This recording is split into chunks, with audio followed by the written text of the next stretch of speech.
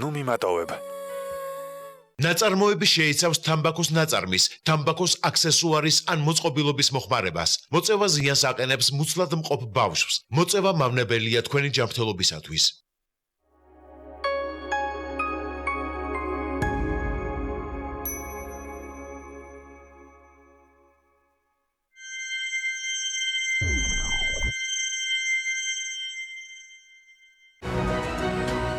დირსი მასშტაბური საცხოვრებელი კომპლექსი თბილისში.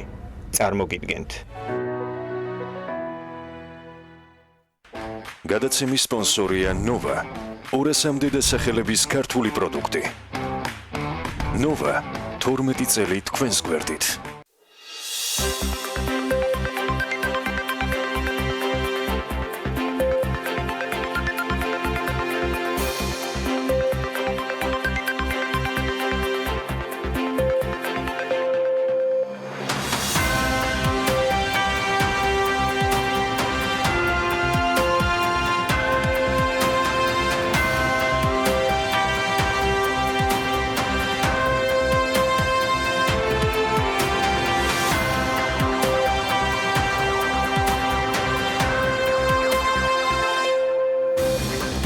მშვიდობის საქმიანობას ვიწყებთ პირველზე ბიზნეს მედია საქართველოსთან ერთად.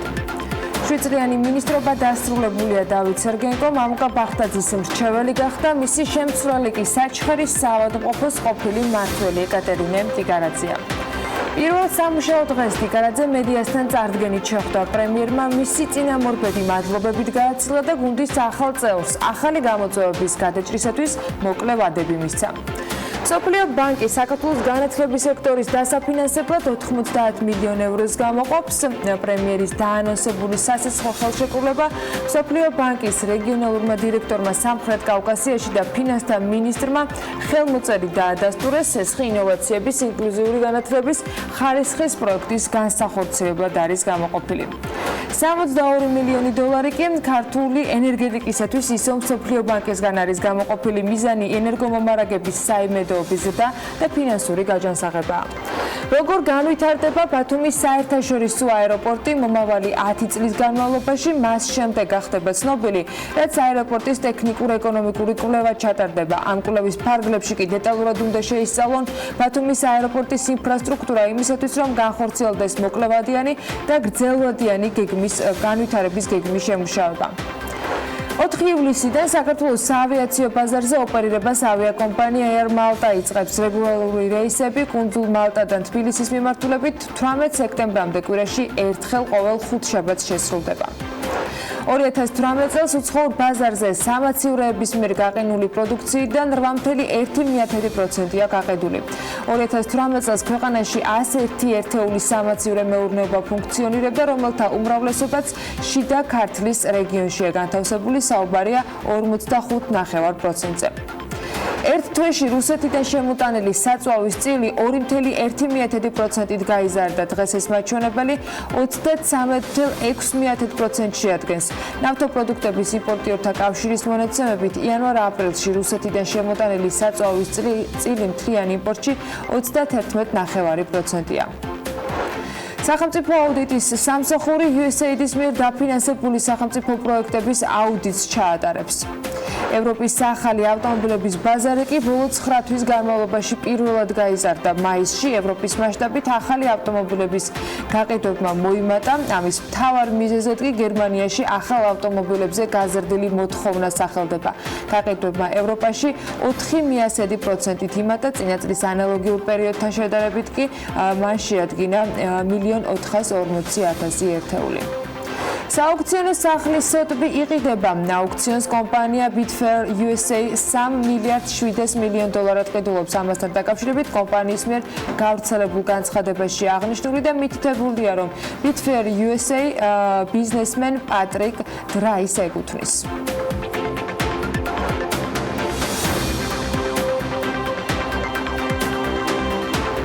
2019 2012 წლის ოქტომბრიდან 2019 წლის ივნისამდე ზუსტად ამ დროს ითვლის დავით სერგეენკოს ბიოგრაფიაში მინისტრობა და ქართული ოცნების მთავრობაში ჯანდაცვის მინისტრად დავით სერგეენკოს მუშაობა.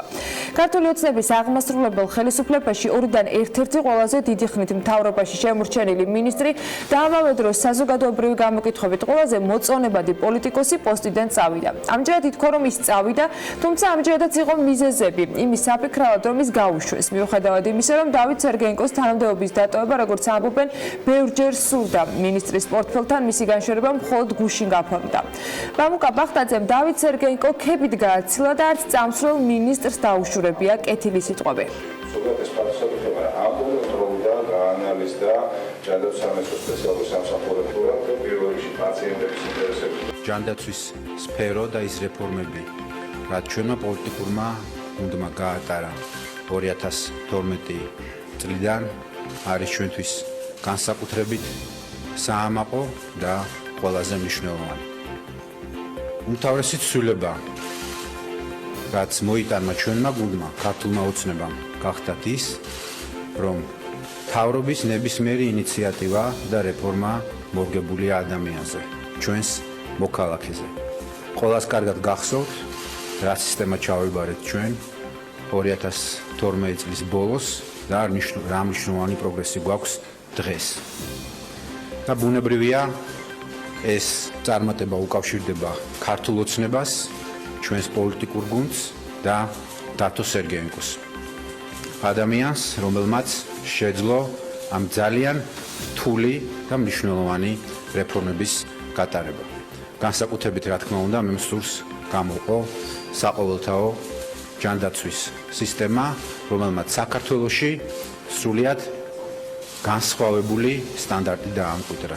უფრო მეტი შედეგის მომტანი არ დაგიმალავთ, რომ ეს ჩემი ინიციატივა იყო, მე ვთხოვე პრემიერს, რომ განგვეხილა ასეთი ცვლილებები, იმისაც რომ უკეთეს შედეგი მიგვეღო, მე გავუწე რეკომენდაცია ქალბატონიკას, რადგან ჩვენ 10 წელზე მეტია თანამშრომლობის გამოცდილება გვაქვს სხვადასხვა სფეროებში და ძირითადად ეს არის ჯანდაცვის მენეჯმენტი, ასე რომ მე ნამდვილად მჯერა და ეს არ არის უბრალოდ ერთჯერადი, ასე ვთქვათ, შეხედულება, ნამდვილად მჯერა ანალიზზე დაფუძნებულად, რომ ასე უკეთესად განვითარდება რეფორმები.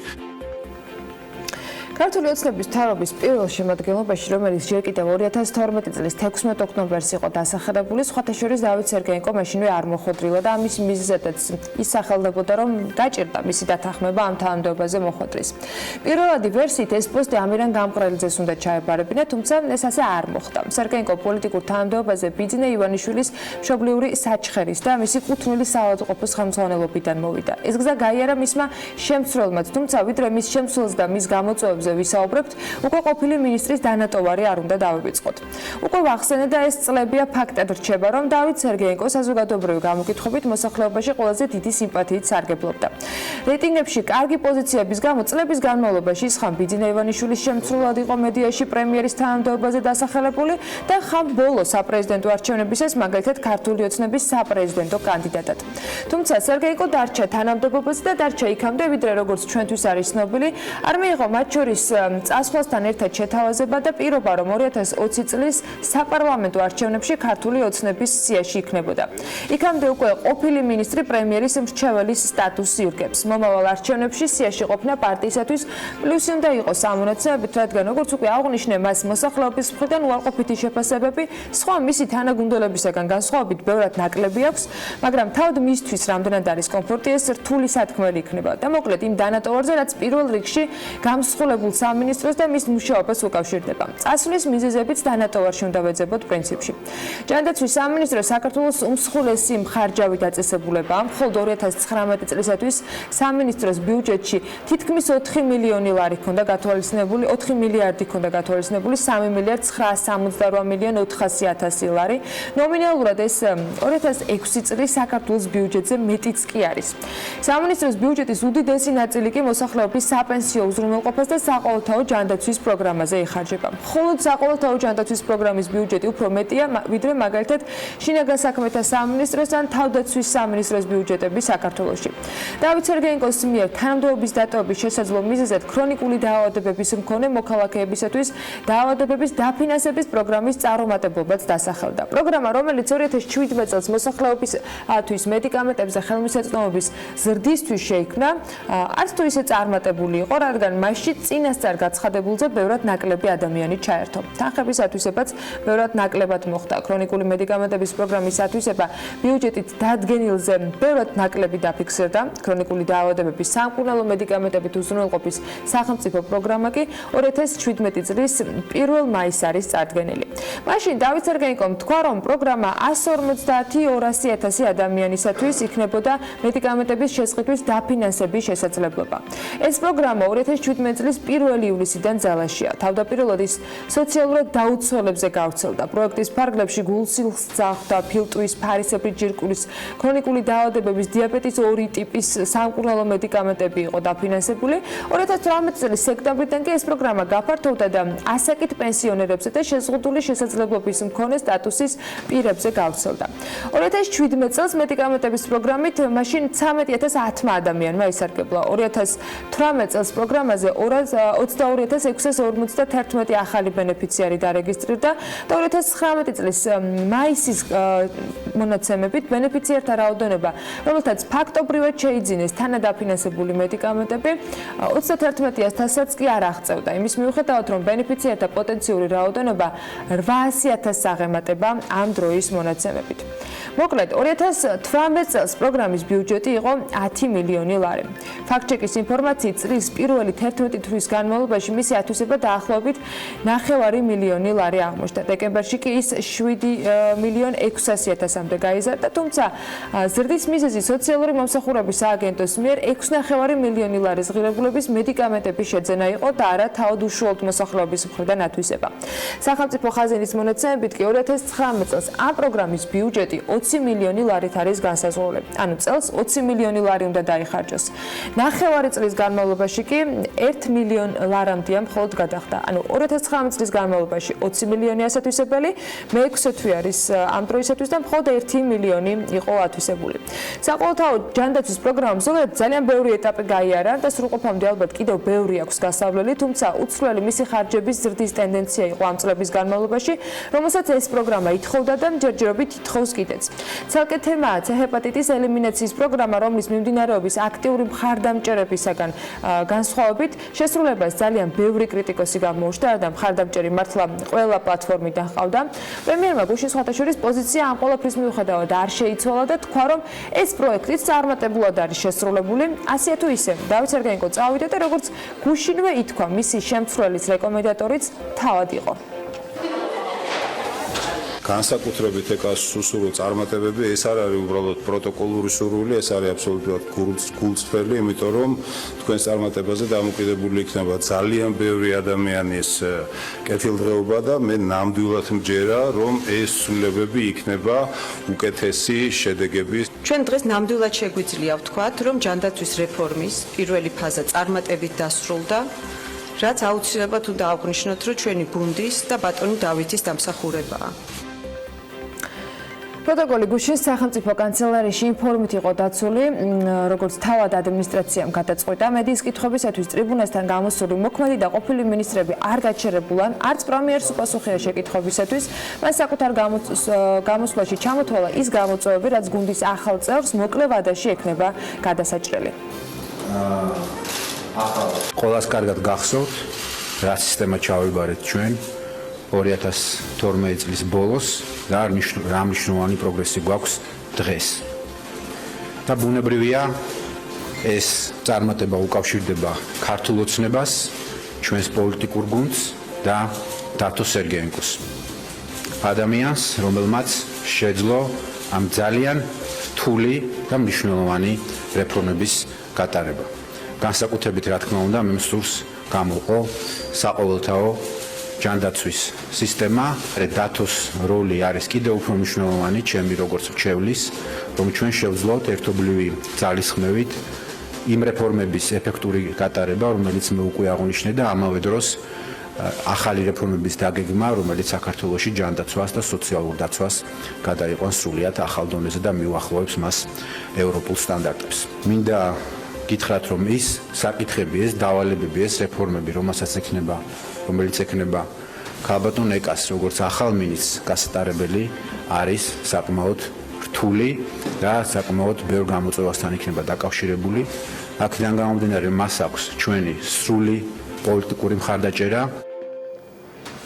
ვადები მოკლეა, როგორც პრემიერი ამბობს, თუმცა ზუსტი თარიღები საჯაროდ გუშინ არ თქმულა. ამ მოკლე ვადებში ახალი მინისტრი ეკატერინე ტიკარაძე რამდენიმე გამოწვევას უნდა გაუმკლავდეს. პასუხისმგებლობები მას ნამდვილად გაეზარდა, ვიდრე საჩხერის საავადმყოფოში ჰქონდა. სხვათა შორის, საჩხერის საავადმყოფოშიც პირადად დავით სერგეენკომ წარადგინა. ეკატერინე ტიკარაძე საჩხერის საავადმყოფოში 2009 წლიდან მუშაობდა, როგორც მოწვეული კონსულტანტი, მანამდე კი სწავლობდა და მუშაობდა გერმანიის ერთ-ერთ წამყვან კლინიკაში. LinkedIn-ის პროფაილის მიხედვით ის გერმანულ დენაუ უნივერსიტეტ კრემსის კურსდამთავრებულია. ეთერიდან კი მხოლოდ წარმატება შემიძლია უსურო, მასაც და ამ ქვეყანასაც ძალიან სჭირდება ეს. ჩვენი შემდგომი ეტაპი ისახავს მეორე ფაზის განხორციელებას, რომელიც გულისხმობს მეტად ეფექტურ და მიზნობრივ მართვას. რა თქმა უნდა, ჩვენთვის პრიორიტეტულად რჩება ჯანდაცვაში ისეთი საკითხები, როგორიც არის პაციენტის უფლებების დაცვა, მკურნალობის მაღალი ხარისხი. ჩვენთვის მნიშვნელოვანია ფარმაცევტული ბაზრის იმგვარად მოწესრიგება, რომ ჩვენი მოქალაქეებისთვის ხელმისაწვდომი გახდეს მაღალხარისხიანი მედიკამენტები, ასევე მთელი რიგი პრობლემები დაკავშირებული სოციალურ სფეროსთან, დევნილებთან დაკავშირებით და შრომის უსაფრთხოებასთან დაკავშირებით ჩვენთვის კვლავ რჩება დიდ გამოწვევად. მე დარწმუნებული ვარ, რომ ჩვენ გავაკეთებთ ყველაფერს, რომ არც ერთი საკითხი და არც ერთი პრობლემა არ დარჩეს ჩვენი ყურადღების მიღმა. მოკლედ ასე, დღეიდან ახალი სისხლი მთავრობაში ეკატერინე ტიკარაძე იქნება, კიდევ ერთი ქალი შეემატა სამთავრობო გუნდს და ამბობენ, ქალების დომინაცია კიდევ უფრო თვალში საცემი გახდებაო. მოკლედ წარმატებები, შედეგებიც უკეთესი გვინდა და რატომაც არა, ვიყოთ ბევრი ქალები. და კიდევ ერთი უაპელაციოდ კარგი ამბები ბიზნეს სიახლეებზე ვიდრე გადავალთ. ქართულმა სამეცნიერო მხატვრულ დოკუმენტურმა ფილმმა საქართველოს ღვინის სამშობლო საფრანგეთში წარმატებას მიაღწია მარსელში გამართულ ფოტოგრაფიისა და კინემატოგრაფიის ფესტივალზე. ამ ფესტივალის პარტნიორთა მიერ დაწესებული მეცნიერებებისა და კულტურის სპეციალური პრიზი მიიღო ქართულმა ფილმმა. ეს პრიზი ტრადიციულად ფრანგულან უცხოურ ფილმს გადაეცემა, რომელიც ღვინის და ვაზის მემკვიდრეობის კულტურულ და მეცნიერულ მიდგომას ან მეთოდს წარმოაჩენს. ფილმი საქართველოს ღვინის სამშობლო ეძღვნება იმ საერთაშორისო სამეცნიერო კვლევას, რომელმაც ისტორიული აღმოჩენა გააკეთა და მეცნიერულად დაასაბუთა, რომ სწორედ საქართველოს ღვინის სამშობლო და 8000 წლის წინ სწორედ ჩვენს ქვეყანაში დაიწყო ღვინის პირველი წარმოება, რაც უწყვეტად გაგრძელდა თანამედროვეობამდე. ასევე ფილმი ასახავს 2017 წელს ღვინის ცივილიზაციის ცენტრში გამართულ ექსპოზიციას საქართველოს მეღვინეობის საკვანი, სადაც საქართველოს საერთაშორისო მასშტაბით აღიარებული მეღვინეობის სამშობლოდ იყო. 2017 წლის 13 ნოემბერს შტატების მეცნიერთა ეროვნული აკადემიის სამეცნიერო ჟურნალშიც გამოქვეყნდა სტატია სახელწოდებით საქართველოს ადრეული ნეოლითური ღვინო სამხრეთ კავკასიიდან. მასში საუბარია მეღვინეობის უძველეს კვალზე, რომელიც საქართველოს ტერიტორიაზე აღმოჩენილი და საიდანაც ის მთელ მსოფლიოში გავრცელდა. ამ სტატიას კი საფუძვლად ქართველი და უცხოელი მეცნიერების 4-წლიანი სამეცნიერო მუშაობა დაედო. ასოციაციის ქართული ღვინო ინიციატივით და საქართველოს მთავრობის მხარდაჭერით ეს სამეცნიერო პროექტი 2014 წლიდან ღვინის ეროვნული სააგენტოს მიერ არის ნახელმწვანელები. საერთაშორისო მულტიდისციპლინარულ პროექტში კი ქართულ მეცნიერებთან ერთად ჩართულები არიან, მათ შორის პენსილვანიის, მილანის, მონპელეის, ტორონტოს უნივერსიტეტების, ისრაელის ინსტიტუტისა და სხვა აგრარული და ეროვნული ინსტიტუტების თანამშრომლები.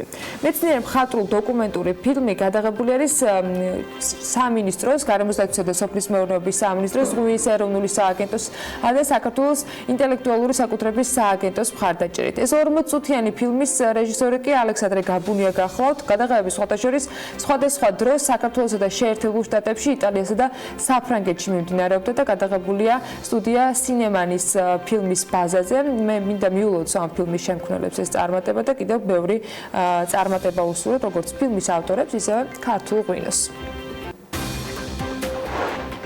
ახლა კი ბიზნეს სიახლეები პარლამენტის სახელმწიფო საწარმოების მართვის ეფექტიანობას შეისწავლის. სოფლის მეურნეობის წილი მთლიან შიდა პროდუქტში კი 7.7%-მდე შემცირდა.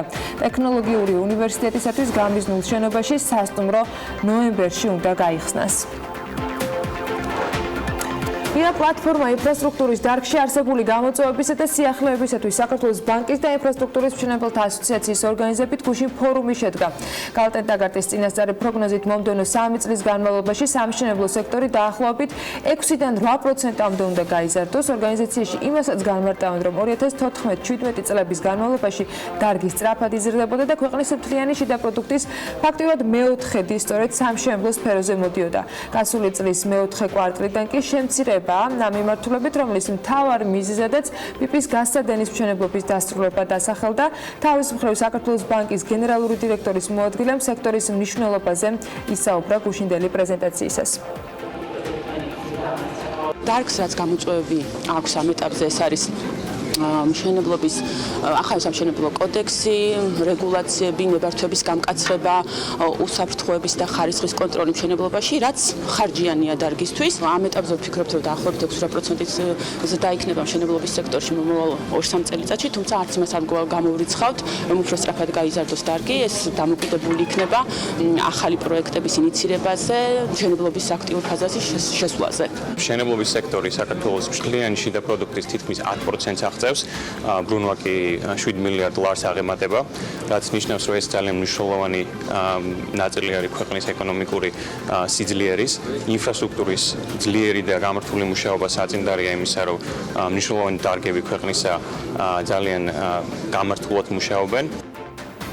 გასულ კვირას კენკროვანი ხილი საქართველოსა და რუსეთის გარდა რეგიონის ყველა ქვეყანაში გაიარდა. ამასთან დაკავშირებით ისროითის მიერ გავრცელებულ რეგიონის ბაზრის კვლევაში არის ინფორმაცია მითითებული. ამ მონაცემების მიხედვით იქიდან გამომდინარე, რომ ქვეყანაში ბაღის მარწყვის სეზონი დასრულდა, მწარმოებლებმა პროდუქტი 20%-ით გააძვირეს. შესაბამისად, 1 კილოგრამი ბაღის მარწყვის ღირებულება საშუალოდ $1.26-დან $3.39-მდე მერყეობდა. რაც შეეხება ჟოლოს, გასული კვირის მდგომარეობით 1 კილოგრამი პროდუქტი $1.83 იყო, ხოლო წითელი მოცხარის ფასი $2.56-მდე იყო.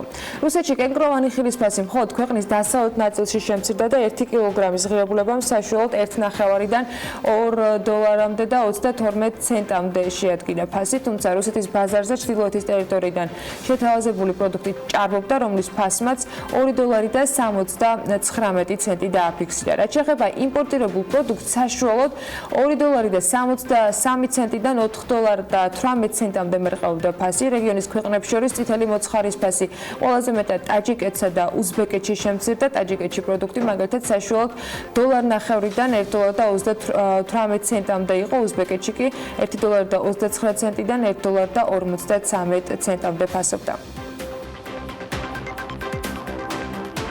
ნავთობიმპორტიორთა კავშირის ინფორმაციით 2019 წლის იანვარ-მაისის თვეების განმავლობაში საქართველოში ბენზინის და დიზელის საწვავის იმპორტმა 404,200 ტონა შეადგინა, რაც 25,700 ტონით ნაკლებია 2018 წლის იმავე პერიოდის მაჩვენებლებს თუ დავადარებთ. მათ შორის 2019 წლის იანვარ-მაისის თვეებში ბენზინის საწვავის იმპორტმა შეადგინა 215,400 ტონა, მატება გასული წლის ანალოგიური პერიოდის მაჩვენებელთან შედარებით არის 6,800 ტონა. დიზელის საწვავის იმპორტმა 188,800 ტონა შეადგინა, კლება გასული წლის იმავე პერიოდის მაჩვენებელთან შედარებით 32,500 ტონაა. და აქვე ისევ ნავთობის მიმართულებით სიახლეები, რაც შეეხება უმსხვილეს იმპორტიორ ქვეყნებს, 5 თვის განმავლობაში ბენზინის და დიზელის საწვავის იმპორტის ყველაზე დიდი მოცულობა განხორციელებული არის რუსეთიდან და 136,000 ტონა შეადგინა. ეს მთლიანი იმპორტის 33,6%-ია, მას შემდეგ უკვე მოყვებიან რუმინეთი 25,1%-ით, აზერბაიჯანი მთლიანი იმპორტის 19,1%-ს იკავებს, ბულგარეთი 9,5%-ს და თურქმენეთის შემთხვევაში 8% ფიქსირდება, საბერძნეთს 4,4% ერგო და ასე შემდეგ. ბენზინისა და დიზელის საწვავის იმპორტის კლება კი განპირობებულია დიზელის საწვავის იმპორტის კლებით, კერძოდ 5 თვის განმავლობაში დიზელის საწვავის იმპორტი გასული წლის ანალოგიური პერიოდის მაჩვენებელთან შედარებით 32,500 ტონით არის შემცირებული.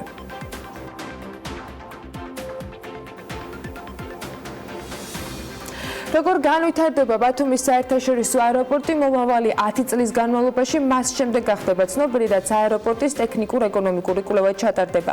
ამ კვლევის ფარგლებში დეტალურად შეისწავლიან ბათუმის აეროპორტის ინფრასტრუქტურას, რათა განხორციელდეს მოკლევადიანი და გრძელვადიანი განვითარების გეგმების შემუშავება. საქართველოს აეროპორტების გაერთიანებას საკონსულტაციო მომსახურება საერთაშორისო საკონსულტაციო კომპანია TH Airport Consulting-ი გაუწევს. შესაბამის დოკუმენტს ხელი საქართველოს აეროპორტების გაერთიანების დირექტორმა და TH Airport Consulting-ის დირექტორმა მოაწერეს, რომელიც ამავე დროს ბათუმის აეროპორტის განვითარების ტექნიკურ-ეკონომიკური კვლევის ხელმძღვანელიც იქნება.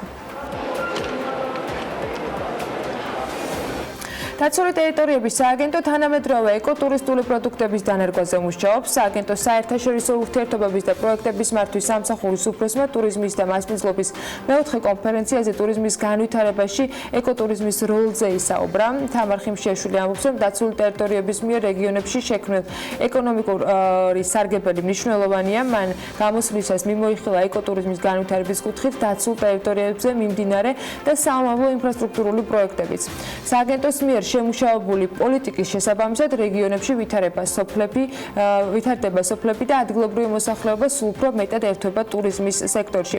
ამ კონფერენციაზე 4 პანელური დისკუსია იყო ჯამში გამართული, საუბარი შედგა ტურიზმის და მასპინძლობის სფეროში არსებულ გამოწვევებზე და შესაძლებლობებზე.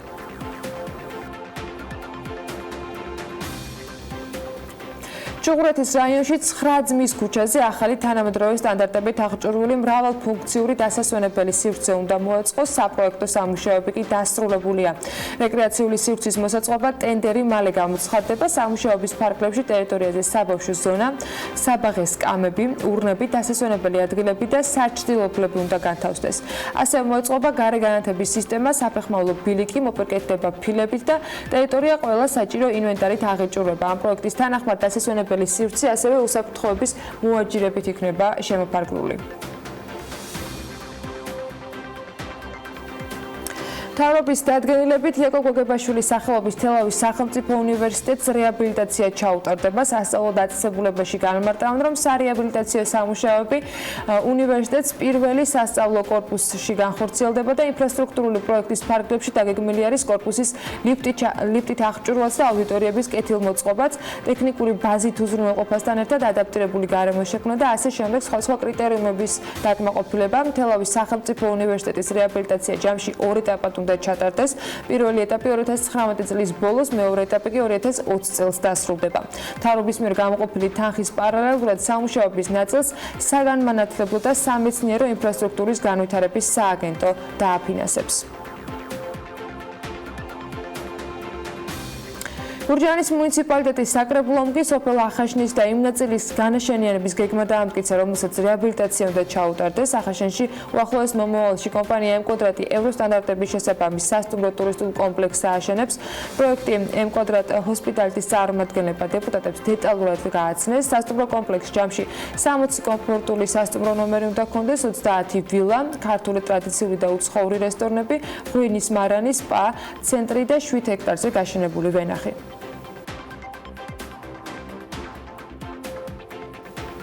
თანამედროვე სამყაროში სულ უფრო მეტი ტანსაცმლის, ფეხსაცმლის და ავეჯის მწარმოებელი კომპანია ცდილობს, რომ ოკეანიდან მოპოვებული ნარჩენების გამოყენებით დამზადოს პროდუქცია, მათ შორის ერთ-ერთი პირველი გერმანული ტრანსნაციონალური კომპანია Adidas-ია, რომელმაც გასულ წელს ოკეანეში გადაყრილი პლასტიკური ნარჩენებით დამზადებული მილიონი წყალი ფეხსაცმელი გაყიდა. ტენდენცია მზარდია, პარალელურად კი მცირდება პლასტიკური ნარჩენები სამყაროში და ეს წინ პოზიტიური ნაბიჯია გარემოს ეკოლოგიური მდგომარეობის გაუმჯობესებისათვის. სად და როგორ მზადდება ტანსაცმელი და ფეხსაცმელი ნარჩენებისგან და რომელი კომპანიებია ჩართული დედამიწის გადარჩენის პროცესში. ნახოთ მარიამ ადამიანის სიუჟეტი.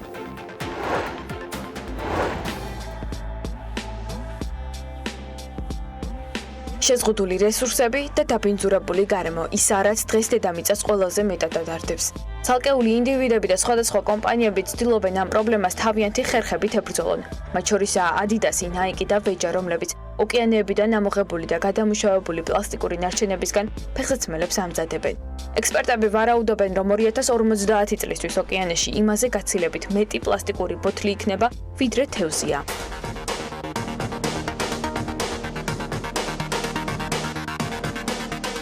ამ პრობლემის მოგვარებაში კი განსაკუთრებით აქტიურად ინდოეთი ჩაერთო, სადაც სპეციალური ქარხანა ფუნქციონირებს და ყოველდღიურად 26,000 პლასტიკური ნარჩენის გენერირებას ახდენენ და 2 მილიონამდე ამუშავებენ. ხოლო საბოლოოდ მათგან ტანსაცმელი, ფეხსაცმელი და საყოფაცხოვრებო ნივთები მზადდება.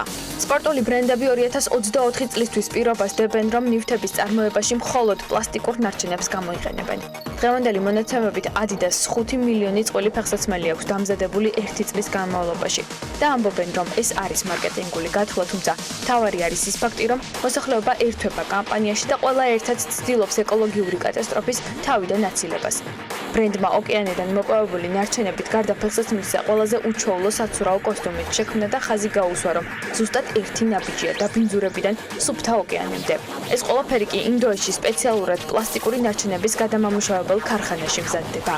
გარდა სპორტული ბრენდებისა, მსოფლიოს უმსხვილესი ტანსაცმლის მწარმოებელი კომპანიებიც იზიარებენ სოციალურ პასუხისმგებლობას და პროდუქციას გადამუშავებული ნარჩენებისგან ამზადებენ.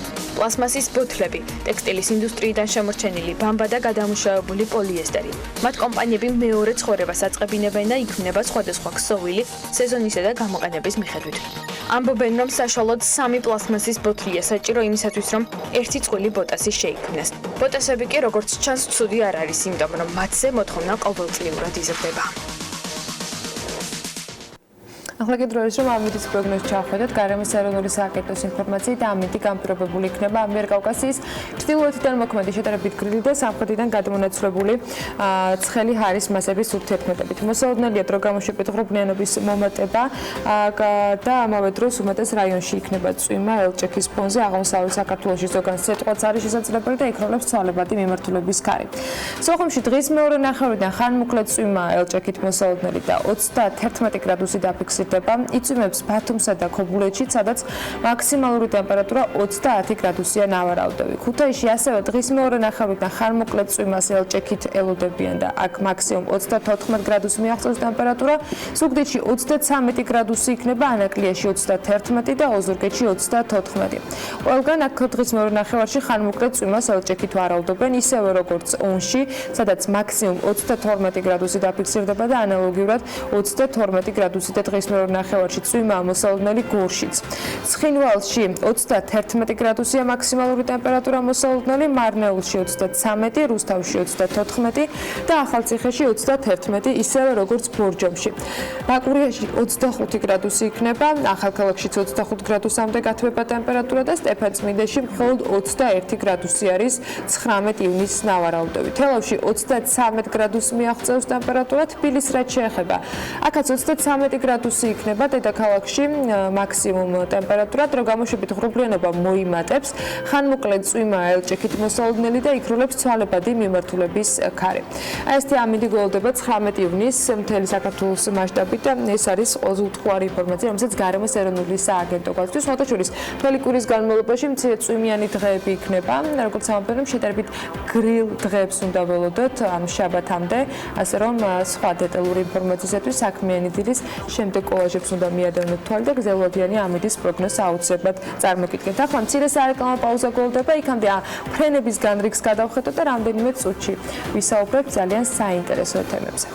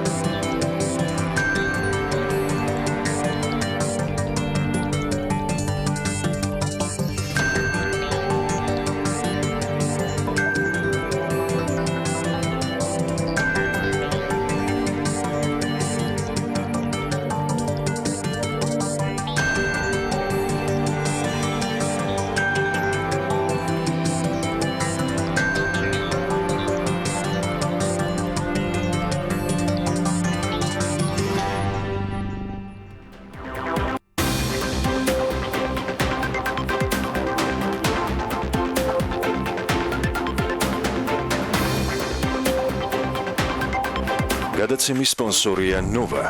200-მდე და სახელების ქართული პროდუქტი. ნოვა 12 წელი თქვენს გვერდით.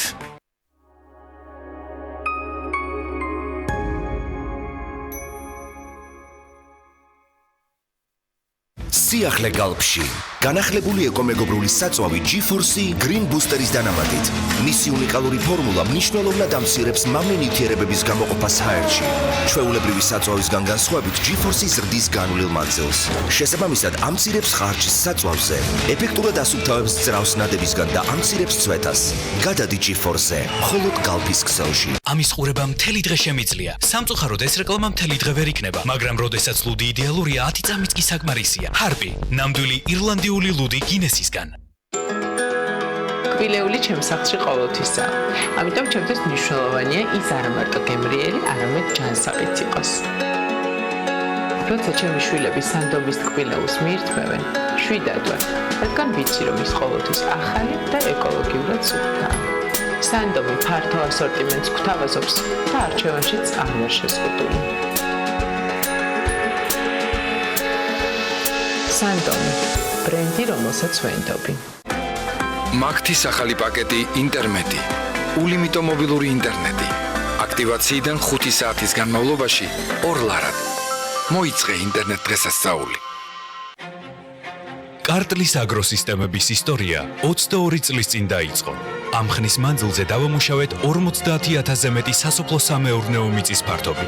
5,000 ჰექტარზე მოვაწყეთ წვეთოვანი სარწყავი სისტემა და მცენარეთა დაცვის საშუალებების, სასუქების, სათესლე მასალებისა და სარწყავი სისტემების მიმართულებით ლიდერ კომპანიად ჩამოვყალიბდით. კარტლისი, მათთვის, ვინც ცარიელ მინდვრებში ხედავს უსაზღვრო შესაძლებლობებს. მზად ხარ? მის ოჯახთან შესახვედრად. ამ მნიშვნელოვანი მოვლენისთვის. პირველი ჩახუტებისთვის. ჩვეულებრივი კბილის პასტისგან განსხვავებით, ახალი რევოლუციური ფორმულა Colgate Total აერთიანებს ორ ბუნებრივ კომპონენტს, ცინკს და არგინინს. ებრძვის ბაქტერიებს კბილებზე, ენაზე, ლოყებსა და ხძილებზე და იცავს მათ 12 საათის განმავლობაში. იმისთვის, რომ იყო აბსოლუტურად მზად. ახალი Colgate Total იყავი მზად ყველაფრისთვის. ახალი Colgate Total უზრუნველყოფს მინანქრის აქტიურ დაცვას, პირის ხრუდან არასასიამოვნო სულის მომენტალურ ნეიტრალიზაციას და ებრძვის კბილების მომატებულ მგრძნობელობას. ახალი Colgate Total მოწინავე ფორმულა მთელი პირის ხრუს ჯანმრთელობისთვის. თბილისი Open Air 2019 21, 22, 23 ივნისი Lisi Wonderland. სიახლე ლუდის სამყაროში ინოვაციების და ტრადიციების მიქსი. ლუდი კალნაპილისი, ოქროს მედლის მფლობელი, გამორჩეული პრემიუმ ხარისხის ლუდი კალნაპილისი. კალნაპილისი უნიკალური გემო. ტრადიციული ლიტვური 0%-იანი დაბალკალორიული პური. არ შეიცავს საფუარს, საღებავს და შაქარს. ლიტვური 0%-იანი პური. სრულყოფილი სხეულის ფორმულა. ლიტვური საცხობი.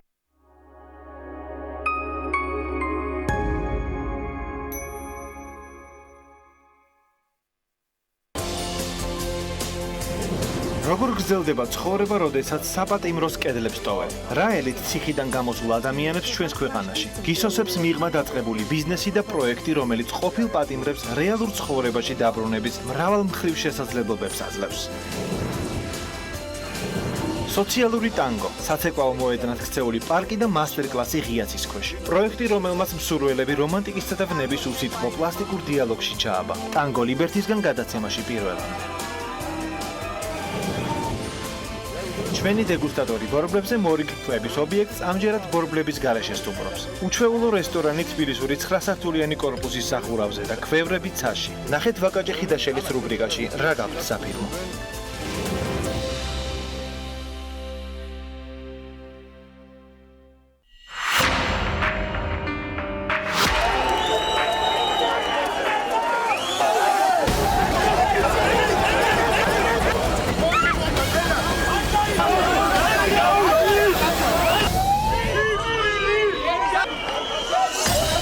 გამოიგებს იმ კომბალს და გააფრთხობებს სულ სინგელს.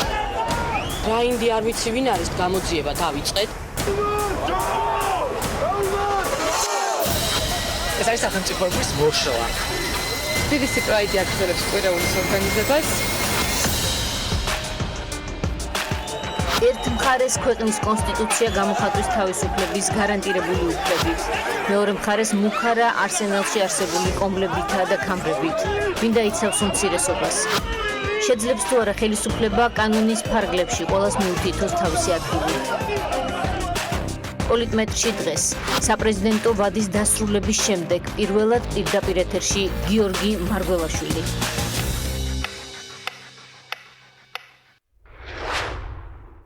პარტიების სათხოვნელად მოვედი. ძალიან ნანობი ყველაფერს რაც გაგიკეთე. იმედგაცრუებული ქალი რთული არჩევანის ზღვარზე. ყველაფრის თავიდან დაწყების შანსი. არ დავუშვებ რომ ბედნიერები იყვნენ. თუ ხაფანგი მიშველეთ. კვლავ ჯოჯოხეთში შესატყუებლა. ისევ ის მარკო ხარ. არ შეცვლილ ხარ. ბრძოლა ბედნიერებისთვის გრძელდება. ურჩევნიათ მიფრთხილდნენ. ყველაზე საინტერესო ამჯერად რა გააკეთე? იწყება ახლა. შენ ჩემი შეცდომა ხარ.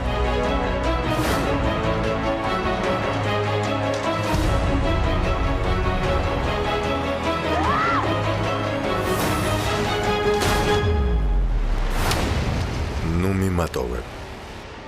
ორშაბათიდან პარასკევის ჩათვლით. დღის 3 საათზე TV პირველის ეთერში. TV პირველი თანამგზავრზე. სატელიტური მაუწყებლობის ყველაზე თანამედროვე DVB-S2 სტანდარტის MPEG-4 ფორმატში. თანამგზავრი Azerspay 1, აღმოსავლეთის 46 გრადუსი, სიხშირე 11094 MHz, პოლარიზაცია ჰორიზონტალური, სიმბოლური სიჩქარე 30000 კილობიტი წამში. შესწორების კოდი 5მე6. TV პირველი, საქართველოში და მსოფლიოში.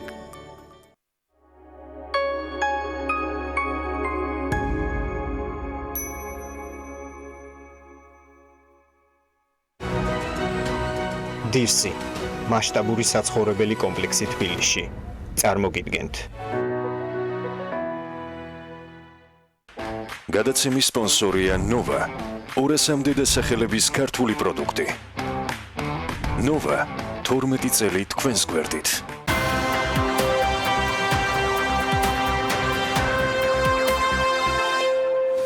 იტალიის კუნძულ სარდინიაზე ევროპის ყოველწლიური საავიაციო ფორუმი Connector 2019 შედგა.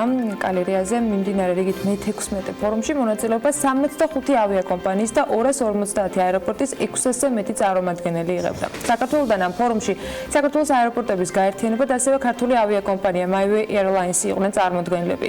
საქართველოს აეროპორტების გაერთიანების დირექტორის გიორგი ჩოგოვაძის განცხადებით, მსგავსი ფორუმები საავიაციო ინდუსტრიის ერთ-ერთი მთავარი მოვლენაა, თუმცა მას არ განუმარტავს თუ რა შედეგებით დაბრუნდნენ საქართველოში. ამას კი მარიამ ადამია უკვე მასთან ერთად გაარკვევს საქმე დილის მაყურებლისათვის. მოგესალმებით მარიამ, დილამშვიდობისა, მოგესალმებით პატენი. დილამშვიდობისა. გარდა Connector 2019 შედეგების ასევე უნდა მოვიკითხოთ რაინიერთან მოლაპარაკების მორიგი რაუნდის შესახებაც. შეგახსენებთ, რომ აპრილში გიორგი ჩოგოვაძემ BMG-სთან განაცხადა, რომ სავარაუდოდ 2020 წლისთვის ირლანდიური კომპანია საქართველოში შემოვა და სხვადასხვა მიმართულებით რეგულარულ პირდაპირ რეისებს დაიწყებს. რამდენად გამართლდა მოლოდინები, როგორია იანვარ-მაისის სტატისტიკა მგზავრთა გადაყვანის მიმართულებით და რა სიახლეებს უნდა ველოდოთ უახლოეს მომავალში საქართველოში. მოკლედ, საქართველოს აეროპორტების გაერთიანების ხელმძღვანელი გიორგი ჩოგოვაძე გვერდება პირდაპირ ეთერში. დილამშვიდობისა, მადლობა თქვენი დროისთვის.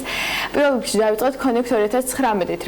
რა მნიშვნელოვანი სტრატეგიული ნაბიჯები გადაიდგა საქართველოსთვის, რა მოლოდინები გვაქვს, არის თუ არა მოსალოდნელი, რომ უახლოეს მომავალში საქართველოს ბაზარზე ახალი ავიაკომპანიები გამოჩნდნენ და რატომ იყო ფორუმი ზოგადად ჩვენთვის მნიშვნელოვანი? მადლობა მოწვევისათვის. ზოგადად Connect არის ერთ-ერთი იმ ღონისძიებათაგანი, რომელიც ყოველწლიურად იმართება და გაერთიანებს სხვადასხვა ავიაკომპანიებს. ეს არის შეხვედრის პლატფორმა და რადგან საქართველოსთვის მნიშვნელოვანი ახალი ავიაკომპანიების მოზიდვა და აეროპორტების გაერთიანების ერთ-ერთი მთავარი ფუნქცია სწორედ ეს გახლავთ, რომ დავაინტერესოთ ავიაკომპანიები საქართველოში არსებული სამივე საერთაშორისო აეროპორტით. ჩვენ რა თქმა უნდა რეგულარულად ვიღებთ მონაწილეობას გავს პლატფორმებზე. განსაკუთრებით მნიშვნელოვანი მნიშვნელოვანია, რომ ჩვენ ქუთაისისთვის შევქმნით სპეციალური სტრატეგია, რომელიც გულისხმობს, რომ ქუთაისი არა მარტო ტურისტების შემოსვლის წერტილი უნდა იყოს საქართველოში და დაბალბიუჯეტიანი ფრენების საშუალება არა მარტო ტურისტებს უნდა ეძლეოდა, თამადროულად ჩვენ თანამოქალაქეებს და რაც კიდევ უფრო საინტერესოა, რეგიონის ქვეყნების სხვადასხვა მოქალაქეს, მაგალითად აზერბაიჯანის, სომხეთის, აღმოსავლეთ თურქეთის და ჩრდილოეთ რუსეთის მოქალაქეებს უფრო მეტი საშუალება ეძლევათ, რომ იფრინონ ევროპის მიმართულებით, შედარებით დაბალ ფასად და ამავდროულად გეოგრაფიულად მათთვის ქუთაისი შეიძლება იყოს ყველაზე ახლო წერტილი იმისათვის, რომ წვემა გქონდეთ დიდი რაოდენობით დაბალბიუჯეტიან რეისთან. ამ შემთხვევაში საქართველოსთან უკვე 2019 წელს 27 სხვადასხვა ევროპული ქალაქის მიმართულებით დაფრინავს უკვე პირდაპირ რეისები ქუთაისიდან. სწორედ ეს სტრატეგია კიდევ უფრო გავაღრმავოთ და შესაბამისად მეტი ეკონომიკური, პოლიტიკური შედეგი და ბენეფიტი დადგეს ქვეყნისათვის. ჩვენთვის მნიშვნელოვანია, რომ დაემატოს რეისები ყველა მიმართულებით, მათ შორის რა თქმა უნდა ქუთაისის მიმართულებით და ქუთაისი ექნება სწორედ ეს სტრატეგია, რომ ქუთაისი არის ყველაზე ახლო წერტილი იმისათვის, რომ ევროპაში გაემგზავროთ დაბალბიუჯეტიანი რეისები. რას ველოდებით, ანუ ახალი ავიაკომპანიების შემოსვლასთან დაკავშირებით მაინტერესებს და რაინიერზე მინდა კიდე გკითხოთ, თქვენ აპრილში ჩვენთან განაცხადეთ, რომ 2020 წლისთვის შემოვა ახალი ავიაკომპანია ქართულ ბაზარზე და აპრილში გქონდა ზუსტად შეხვედრა კომპანიის წარმომადგენლებთან თუ არ ვცდები გერმანიაში. რა გადაწყვეტილებით ჩამოხვედით, ვის შეხვდით და რას ველოდებით? რაინერთან ყველა თავრობა, ყველა ministri აწარმოებდა გარკვეულების მოლაპარაკებას, იმიტომ რომ რაინერი დღეს არის მსოფლიოში ერთ-ერთი ყველაზე დიდი ავიაკომპანია, გაუკვირდება მაყურებელს, ეს არ არის უკვე ყველაზე დიდი დაბალბიუჯეტიანი ავიაკომპანია, ის მე-6 ადგილზეა მგზავრთა გადაყვანის მიხედვით მსოფლიოს მასშტაბით, ევროპაში რა თქმა უნდა გამოკვეთილად პირველ ადგილზეა.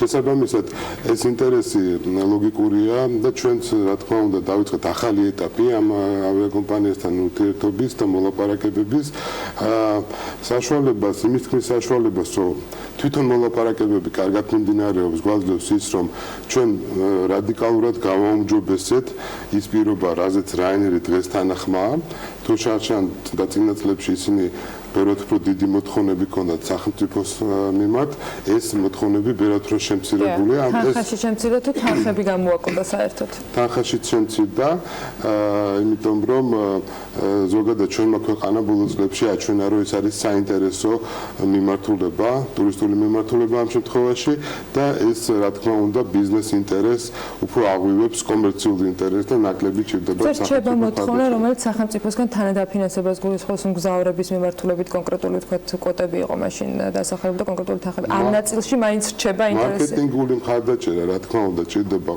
ფაქტურად ყველა დაბალბიუჯეტიან ავიაკომპანიას.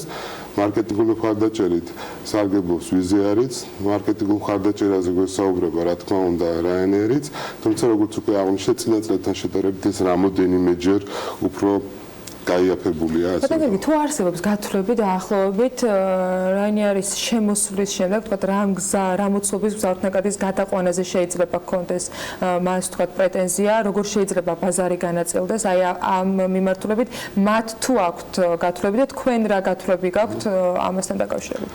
თუმცა რაინერის მოლაპარაკებებს რო დაუბრუნდეთ, ეს ინტერესი ბოლო ხანში გამოიწვია ინფორმაციის კიდევ ერთხელ გავრცელებამ, თუმცა ჩვენ ყოველთვის თავს ვიკავებთ და ფრთხილად ვუდგებოდით ამ საკითხს, თვითონ პარტნიორთან მიმართებაშიც არ არის სწორი, სანამ ეს ხელშეკრულება არ შედგება ამაზე საუბარი და თქვენ შეკითხვას რო გავცეთ პასუხი ნებისმიერ ავიაკომპანიასთან მოლაპარაკებაზე, რა თქმა უნდა ისინი თუ არის სახელმწიფოს მხრიდან მინიმალური თანამონაწილეობა გარკვეულ ტიპის ხარჯებში, მაგალითად მარკეტინგის მიმართულებით, ისინი რა თქმა უნდა ხელშეკრულებით იწერება ის ვალდებულება, რა ვალდებულებას იღებს ავიაკომპანია, ამ შემთხვევაში იქნება ეს ვიზიარი, რაინერი თუ სხვა რომელიც პირი. ვიზიარის განვითარების გეგმებზეც მინდა გითხოთ, რას აპირებთ და რატო გადავადდა 6 ანუ დაანონსებული 6 ახალი მიმართულება, რომელიც აგვისტოში უნდა განხორციელებულიყო და სექტემბერში გადაინაცვლა? კარგია რომ ახსენეთ ვიზიარი არის ჩვენი ძალიან კარგი პარტნიორი. მათ 2012 წელს დაიწყეს ერთი რეისით და წელს უკვე 27 რეისზე ავლენ და მაყურებელმაც მინდა იცოდეს რომ ჩვენ არ ვეძებთ ერთი ავიაკომპანიის მეორეცით ჩანაცვლების რაიმე გეგმას. ეს არის პირიქით, ეს არის ჩვენი ამოცანა და მიზანი გახავთ ვიზიართან კიდევ უფრო გაღრმავება თანამშრომლობის, მაგრამ ამავდროულად რა თქმა უნდა საქართველოს ჭირდება სხვა ავიაკომპანიების და ეს ვიზიართან მიმართებაში არანაირ უხერხულობას არ იწვევს. პირიქით, როგორც უკვე აღნიშნეთ, ჩვენ ვიზიართან ვაგრძელებთ მუშაობას იმისათვის, რომ უფრო მეტად გავაფართოვოთ ჩვენი თანამშრომლობა. რაც შეეხება 6 დაანონსებულ ახალ მიმართულებას, რომელიც მესამე ბაზით, ანუ მესამე საჰაერო ჰომალდის საქართველოში ბაზირებით დაიწყება. თავიდან დაანონსდა, რომ ეს იქნებოდა აგვისტოში და გადაიდო 10 სექტემბრამდე. ამის მიზეზი გახდათ ის, რომ ავიაკომპანიამ საჰაერო ჰომალდის წარმოებამ ოდნავ დაუგვიანა ვიზიარს ამ საჰაერო ჰომალდების მიწოდება შესაბამისად ამ პერიოდში ამ ერთი თვის განმავლობაში მათ ფიზიკურად არ ყავდათ საჰაერო ჰომალდი რომ დაეწყოთ ეს რეისები, თუმცა 10 სექტემბრიდან ეს რეისები რა თქმა უნდა დაიწყება და ჩვენ თანამოქალაქეებს 6 ახალი ევროპული მიმართულებით ექნებათ საშუალება რომ იფრინონ. რაც შეეხება სტატისტიკას, იანვარ-მაისის მონაცემებით ჩანს, რომ ზრდა გვაქვს თითქმის ყველა აეროპორტში, ამიტომ მაინტერესებს რამდენად არის მზად აეროპორტები, რომ მიიღონ დიდი რაოდენობის ტურისტული ნაკადები. აქვე მინდა გკითხოთ ბათუმის აეროპორტზე, გამოცხადდა ტექნიკურ-ეკონომიკური კვლევა, რომელიც 10 წლიან გეგმას დადებს. პარალელურად აჭარის მთავრობამ რამდენიმე კვირის წინ განაცხადა, რომ ახალი აეროპორტის მშენებლობა უნდა დაიწყოს ბათუმში, ხოლო ამ დროს TAV აცხადებს, რომ ოქტომბერში უკვე უნდა დაიწყოს არსებულის გაფართოება. ანუ რა ხდება ბათუმში? ახალი აეროპორტს მივიღებთ თუ არსებულს ვაფართოვთ თუ ორივე ერთად შეიძლება რომ მოხდეს? პირველ რიგში სწორედ ეს კვლევა გამოაჩენს თუ როგორი მოლოდინები და როგორი ის ტენდენცია შეიძლება ვივარაუდოთ ჩვენ ბათუმში, როგორია დღევანდელი მდგომარეობა მგზავრების გამტარუნარიანობის მიხედვით და ეს არ არის ერთ კომპონენტზე დამოკიდებული, ეს არის რამოდენიმე კრიტიკული წერტილი, რომელიც განსაზღვრავს საერთოდ აეროპორტის ეგრეთ წოდებულ capacity-ს, ანუ იმ საშუალებას, რამდენი მგზავრის კომფორტულად გატარების საშუალება აქვს აეროპორტს. ამიტომ ამ კვლევის შედეგად გამოჩნდება თუ როგორი პოტენციალი გააჩნია დღეს და როგორი პრობლემები აქვს დღეს ბათუმის აეროპორტს. როდის დადგება ის მომენტი, როდესაც ბათუმის აეროპორტი ფიზიკურად ვეღარ შეძლებს მგზავრების გატარებას, იმიტომ რომ ბათუმის აეროპორტის გარშემო ინფრასტრუქტურა საკმაოდ შეზღუდულია, თვითონ აეროპორტიც საკმაოდ შეზღუდულია, მას ერთი მხრიდან აქვს დაფრენის და აფრენის კურსი, გეოგრაფიიდან გამომდინარე და ადგილობრივი ლოკაციიდან გამომდინარე, შესაბამისად შეიძლება არ გამოვრიცხავთ, რომ დადგეს საჭიროება, რომ გაზრდილ ტურისტულ ნაკადებს, გაზრდილ მგზავრთ ნაკადს დაჭირდეს სხვა აეროპორტის დახმარება, ან საერთოდ სხვა აეროპორტის აშენება, თუმცა ეს არ მოხდება ერთ დღეში. რა თქმა უნდა, თუ გამოჩნდება, რომ ახლო წლების განმავლობაში საჭირო იქნება აეროპორტის დიდი გამტარუნარიანობა, რომელსაც დღევანდელი აეროპორტი ვერ შეძლებს, მაშინ იქნება ლაპარაკი, სადაც შეიძლება აეროპორტის როდის გვეცოდინება შედეგები ამ ტექნიკურ-ეკონომიკური კვლევის? ჩვენახევრის შემდეგ ჩვენ გვეცოდინება სრული დასკვნა, თუ როგორ შეიძლება გავითარდეს აეროპორტი. იეთ ასევე საერთაშორისო გაერთიანება გეგმავს, რომ სრული გეგმა გააკეთოს და სრული გათვლები გააკეთოს საქართველოს აეროპორტებთან დაკავშირებით.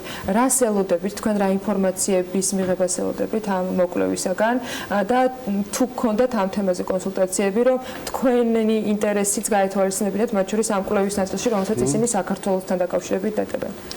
აიათასთან ჩვენ ორნაირი ტიპის ურთიერთობა გვაქვს. ერთი რომ ისინი მონაწილეობას ღებულობენ იმ საფასო კვლევებში, რომელსაც ჩვენ რაღაცის დაკვეთა გვინდა საერთაშორისო ექსპერტების მიმართულებით, თუმცა ეს ინფორმაცია, რაც თქვენი არქის საშუალებითაც გავრცელდა, რომ აიატა ახორციელებს გარკვეულ ტიპის კვლევებს, მათ ამ შემთხვევაში ჩვენი თანამონაწილეობა გახლავთ მხოლოდ სტატისტიკური ინფორმაციის მიწოდება. მინდა მაყურებელმა იცოდეს, რომ ეს არ არის ძალიან სიღრმისეული კვლევა. დაახლოებით 4-5 გვერდზე იქნება, მაგრამ თვალსაჩინოდ იქნება წარმოდგენილი ჩვენ ქვეყანაში ავიაციის მნიშვნელოვნებაზე და ის უფრო ინფოგრაფიკების სახით გადმოცემს. ინფრასტრუქტურული ნაწილია თუ მათ შორის აი მაგალითად ვინ უნდა ხელმძღვანელობდეს აეროპორტს პრივატიზების საჭიროება და ეს დეტალურ რაღაცებზე იმ კვლევაში, რომელიც თქვენი არქის საშუალებით გავრცელდა, არ იქნება. იქ იქნება დაახლოებით 4-5 გვერდიანი დოკუმენტი, რომელიც უფრო თვალსაჩინოდ გადმოცემს, როგორია სტატისტიკა, როგორია ტენდენცია და ყველა ეს დანარჩენი მიმართულებით კვლევა იქნება თბილისის აეროპორტის, ბათუმის თუ სხვა მიმართულებით, აიატა გააჩნია სპეციალური განყოფილება, აიატა კონსალტინგი, რომელიც იღებს ამ ბაზრის კვლევებში მონაწილეობას და შე შემთხვევაში საქართველოშიც ჩატარებული აქვს სხვადასხვა კვლევა ავიაციის და აეროპორტების დღეს წესრიგში აეროპორტების პრივატიზების თემასთან დაკავშირებით რაიმე სახის თქვა წინასწარი კვლევის გაკეთება, რომ დაანგარიშდეს რა უფრო მომგებიანი იქნება ქვეყნისათვის ტურისტული თქვა ნაკადების ზოგადად მგზავრების ნაკადების ზრდისათვის ან რამდენად შეიძლება რომ სახელმწიფოს ჩართულობით იყოს უფრო მეტი განვითარება. ამ სახელმწიფო განიხილავს თუ არა პრივატიზაციის საკითხს. თქვენ მოგეხსენებათ, რომ საქართველოში არის 3 საერთაშორისო აეროპორტი, თბილისი და ბათუმი ამ შემთხვევაში თავის ოპერირების ქვეშ არის და ეს ხელშეკრულება 2027 წლამდეა გაწერილი. შესაბამისად, დღეს კონკრეტულად რაიმე ტიპის პრივატიზაციაზე ლაპარაკი არ არის, არც ქუთაისის მიმართულებით, რომელიც ამ შემთხვევაში აეროპორტების გაერთიანება მართავს ქუთაისის აეროპორტს, თუმცა ჩვენ ღია ვართ ყოველთვის ესეთი საუბრებისთვის და თუ იქნება დაინტერესება ინვესტორების მხრიდან ქუთაისის აეროპორტზე, მაგალითად ჩვენ შეგვიძლია რომ ამაზე ვისაუბროთ, თუმცა დღეს ესეთი კვლევა, რომელიც ჯობს, არ არის, იმიტომ რომ სოფლიოში არსებობს სხვადასხვა მოდელი, არსებობს, როდესაც აბსოლუტურად სახელმწიფოს დაქვემდებარებაშია და უკვე ბევრია ესეთი შემთხვევა, როდესაც აბსოლუტურად პრივატიზებულია ავიაკომპანიებიც, აეროპორტებიც და მსგავსი ინფრასტრუქტურა. კახეთში მიმინოზე მინდა გკითხოთ, რა სიახლეები არის დაგეგმილი და არის თუ არა შესაძლებელი რომ აეროპორტების გაერთიანების ბალანსზე გადმოვიდეს? შესაძლებელი თეორიულად არის, თუმცა პრაქტიკულად არა, იმიტომ რომ ეს ამ აეროპორტს ყავს ფლობელი, ეს არის კერძო აეროპორტი. შესაბამისად, ჩვენ ამ აეროპორტის ყიდვაზე ან გაყიდვაზე არ საუბრობთ. იყო ლაპარაკი და სამუშაო შეხვედრების რეჟიმში განიხილებოდა, ხომ არ შეიძლება რომ სახელმწიფოს დახმარებით, ამ შემთხვევაში აეროპორტების გაერთიანების დახმარებითაც მოხდეს გარკვეული ტიპის შიდა რეისების სუბსიდირება, მაგალითად თელავიდან ბათუმის მიმართულებით, თუმცა ამ აეროპორტს დღეს აქვს ინფრასტრუქტურული გაუმჯობესების საჭიროება, მათ შორის ასაფრენ დასაფრენი ზოლის მიმართულებით და რახან ეს არის კერძო აეროპორტი, ჯერ კონკრეტული ხედვა მეპატრონისგან თუ როგორ უნდა მოხდეს ეს, როგორი უნდა იყოს ამაში ჩართულობა, თუნდაც ჩვენი ან ნებისმიერი სხვა სახელმწიფო უწყების, ჯერ საბოლოოდ არ არის განსაზღვრული და ესეთი სამუშაო შეხვედრები ჯერ კიდევ იმართება, თუმცა მოსახლეობა უნდა იცოდეს, რომ ეს არ არის სახელმწიფოს ბალანსზე არსებული აეროპორტი, შესაბამისად სახელმწიფოს თუ არ მოიძებნება სწორი ფორმა, სახელმწიფოს რა თქმა უნდა გაუჭირდება კერძო კომპანიის ბალანსზე არსებული აეროდრომის დღეს ზოგადად აეროპორტების გაერთიანებისათვის საქართველოში არსებული აეროპორტებიდან გამომდინარე იმ ზრდად იმ მგზავრთა გათვალისწინებითაც იმ მოთხოვნების თქვა მუდმივი მზრდადობის გათვალისწინებითაც რაც ზოგადად არსებობს აეროპორტების მიმართულებით, თავარი გამოწვევა თქვენთვის როგორც ხელმძღვანელისთვის რა რჩება? იმიტომ რომ ბევრი პროექტი არის დაანონსებული, ბევრ თემაზე ველოდებით პასუხს, მაგრამ ეს ყველაფერი მიმდინარეა. თქვენთვის რა არის ამოსავალი წერტილი, რომ აი რაღაცა კონკრეტული თარიღისათვის გინდათ რომ ეს იყოს მიღწეული საერთო სურათიდან გამომდინარე? ყველაზე მნიშვნელოვანი გახლავთ ის, რომ ჩვენ ბოლო წლებში საქართველოს რაც შეძლო, რომ ტენდენცია შექმნა, თან ზარდი ტენდენცია შეიქმნა მგზავრთნაკადის და მათ შორის რა თქმა უნდა ტურისტების მიმართულებით, ეს ტენდენცია უნდა გაიზარდოს და შენარჩუნებული იყოს ეს დის ტემპიც. ამისათვის მნიშვნელოვანია, რომ ჩვენი აეროპორტები ერთის მხრივ ოპერირების ნაწილში მზად იყვნენ მგზავრთნაკადის მისაღებად და ამავდროულად უფრო დიდ ჭრილში თუ შევხედათ, მნიშვნელოვანია, რომ საქართველოს კიდე გააუმჯობესოს ფუნქცია, რომ ის იყოს რეგიონის ცენტრი, მათ შორის ავიაციის მიმართულებით და ჩვენ კონკრეტულად საქართველოსზე არ ვისაუბრეთ, თუმცა უკვე ვისაუბრეთ თქვენ ეთერში ქუთაისის მიმართებაში. გეოგრაფიულად რო შევხედოთ, ქუთაისი არის და მომავალში კიდე უფრო დიდ ფუნქციას აიღებს იმისათვის, რომ რეგიონში წვდომა დაბალბიუჯეტიან რეისებთან იქნება ქუთაისის გავლით ასევე რეგიონის მაცხოვრებლებისთვისაც. და ჩამოთვალეთ ის ქვეყნები, ეს დღეს არის 27 რეისი, წელს არის 27 რეისი, ჩვენ ძალიან მალე დავამატებთ ახალ რეისებს და ეს ფუნქცია და ეს შინაარსი კიდევ უფრო გაიზრდება. ამას აქვს კონკრეტული პოლიტიკური, მაგრამ რა თქმა უნდა ეკონომიკური ეფექტიც. ადამიანები, მაგალითად თურქეთიდან, აზერბაიჯანიდან, აღმოსავლეთ თურქეთიდან, ჩრდილოეთ რუსეთიდან ქუთაისის გავლით დაიწყებენ ფრენას, ეს ნიშნავს, რომ მეტი მათგანი შემოვა საქართველოში და გაჩერდება ან თბილისში, ან ქუთაისში, ან საქართველოს ნებისმიერ ადგილას. იმიტომ რომ სტატისტიკა როგორც გვიჩვენებს, ესეთი ადამიანები არ მიდიან პირდაპირ აეროპორტში, საზღვრის გადაკვეთის შემდეგ ისინი რომელიმე წერტილში ერთ ღამეს მაინც ათენებენ და ეს ხდება ორივე მიმართულებით, როგორც წესი გაფრენის და ჩამოფრენის დროსაც. ეს ნიშნავს, რომ ქუთაისის ავიაციის მიმართულებით განვითარება იწვევს ტურისტების რაოდენობის ზრდასაც და რა თქმა უნდა ეს ტურისტები გაჩერების დროს რა თქმა უნდა მეტ კითხავს. და ბოლო კითხვა ჩემგან, არც მაგას გეთქვი, პრემიერმა ამერიკაში ყოფნის დროს რამდენიმე დღის წინ თქვა, რომ აქტიურად მიდის მუშაობა, ადრეც იყო ამაზე საუბარი, რომ შეერთებულ შტატებთან იყოს პირდაპირი ფრენები. ეს მნიშვნელოვანი თქო პოლიტიკური გადასაწყვეტი საკითხი არის და ძალიან ბევრი სამუშაო საჭიროებს, მაგრამ აეროპორტების გაერთიანების მხრიდან რა ჩართულობა არსებობს ამ თემასთან დაკავშირებით და რა თქვათ პოტენციალი გვაქვს. ეს შეიძლება იყოს თქვათ ქართული კომპანიის ამ მიმართულებით მუშაობის გაგრძელება, რომელიმე ქართულმა კომპანიამ შეიძლება ასეთ გრძელ რეისებზე აიღოს პასუხისმგებლობა და ამაში არიან თუ რა ჩართულები და ზოგადად ანუ თქვენ როგორ ხედავთ ამ შესაძლებლობას, რა შეიძლება იყოს აეროპორტების მხრიდან გაკეთებული იმისათვის, რომ ეს სურვილი და კარგი შესაძლებლობა გამოვიყენოთ. რა თქმა უნდა ძალიან მნიშვნელოვანი იქნება პოლიტიკურ ჭრილშიც და ეკონომიკურ ჭრილშიც თუ პირველად საქართველოში დაიწყება პირდაპირ რეისების შესრულება საქართველოდან ამერიკის მიმართულებით. ამერიკას როცა ვლაპარაკობთ, ყველაზე დიდი შანსი და ალბათობა აქვს ნიუ-იორკს. როგორც გეოგრაფიულად, ხო, ყველაზე მოკლე ავიარეისია, ამავდროულად მეტი არის ინტერესი ნიუ-იორკიდან საქართველოს და საქართველოსთან ნიუ-იორკის მიმართებაში, თუნდაც იმიტომ, რომ მეტი საქართველოს მოქალაქე, ყოფილი მოქალაქე ცხოვრობს ნიუ-იორკის შემოგარენში და თვითონ ნიუ-იორკში. რაც შეეხება რეისებს, ავიაციის ნაწილში, ამერიკაში რეისის დაწყება ყველაზე რთულია თვითონ ტექნიკურად, როგორც აეროპორტების ნაწილში, ასევე ავიაკომპანიების ნაწილში პროცედურა არის შემდეგნაირი, რომ ჯერ განაცხადი კეთდება, თუ რომელი ავიაკომპანია აპირებს რეისის დაწყებას და ამერიკის მთავრობა, ოფიციალური სტრუქტურები ამის შემდეგ იწყებენ ორი მიმართულებით მუშაობას. ეს არის თვითონ ავიაკომპანიის ეგრეთ წოდებული აკრედიტაცია, რომ მათ მიიღონ ნებართვა, რომ ამერიკის ტერიტორიაზე იფრინონ და ამავდროულად იმ აეროპორტის აკრედიტაცია, რომელიც საიდანაც გაფრინდება მგზავრი ამ მიმართულებით. შესაბამისად, როგორც უკვე თქვენ ახსენეთ, რამოდენიმე მიმართულებით მიდის ამაზე მუშაობა. პირველ ეტაპზე ყველაზე მნიშვნელოვანი რაც არის ავიაკომპანიის იდენტიფიცირება. სწორედ აქედან იწყება ყველა ის პროცედურის გავლა, თუ რომელი ავიაკომპანია დაიწყებს ამ რეისებს, მოხდება ამის მიმართვა ამერიკის შეერთებული შტატების შესაბამის სტრუქტურებთან და შემდეგ ეს პროცედურები დაიწყება როგორც აღნიშნა, როგორც ავიაკომპანიას, ასევე ამ ავიაკომპანიას თუ მათ შორის ჩვენც, მათ შორის პრემიერი და ოფიციალური დელეგაცია ამერიკაში იყო და იქაც გაიმართა შეხვედრები და არ გამორიცხავ, რომ ქართული ავიაკომპანიას დაინტერესდეს რომელიმე ამ მიმართულებით.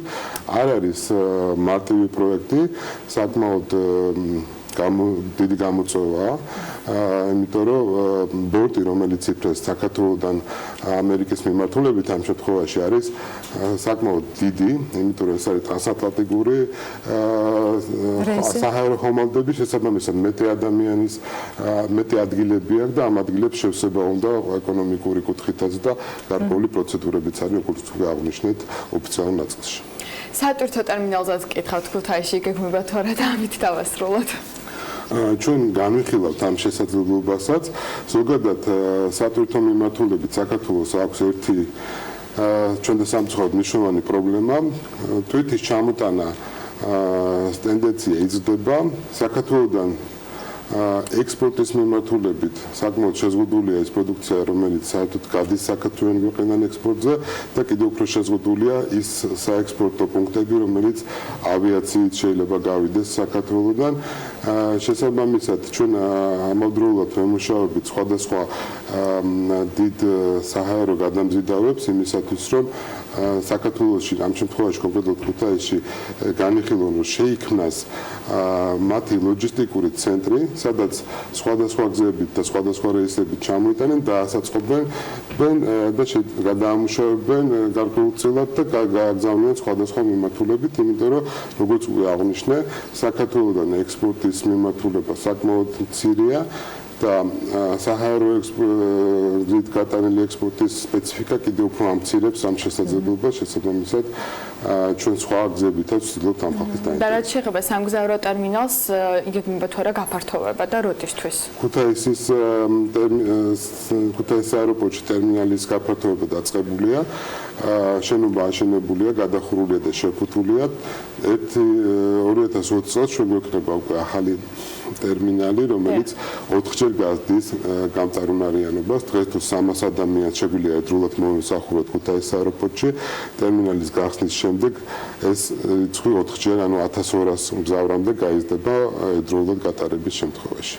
ძალიან დიდი მადლობა. წარმატებებს გისურვებთ. გიორგი ჩაგვაძე საქართველოს აეროპორტების გაერთიანების ხელმძღვანელი იყო ჩვენთან პირდაპირ ეთერში სტუმრად და ვსაუბრობდით ქართულ ბაზარზე ავიაციის სიახლეებზე, გამოწვევებზე და პერსპექტივებზე. მადლობა მას კიდევ ერთხელ სტუმრობისათვის. ჩვენ კი წინ სარეკლამო პაუზა გველდება და რამდენიმე წუთში დაგიბრუნდებით.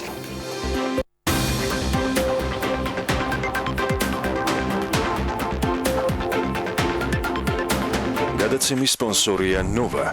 200-მდე დასახელების ქართული პროდუქტი. ნოვა 12 წელი თქვენს გვერდით.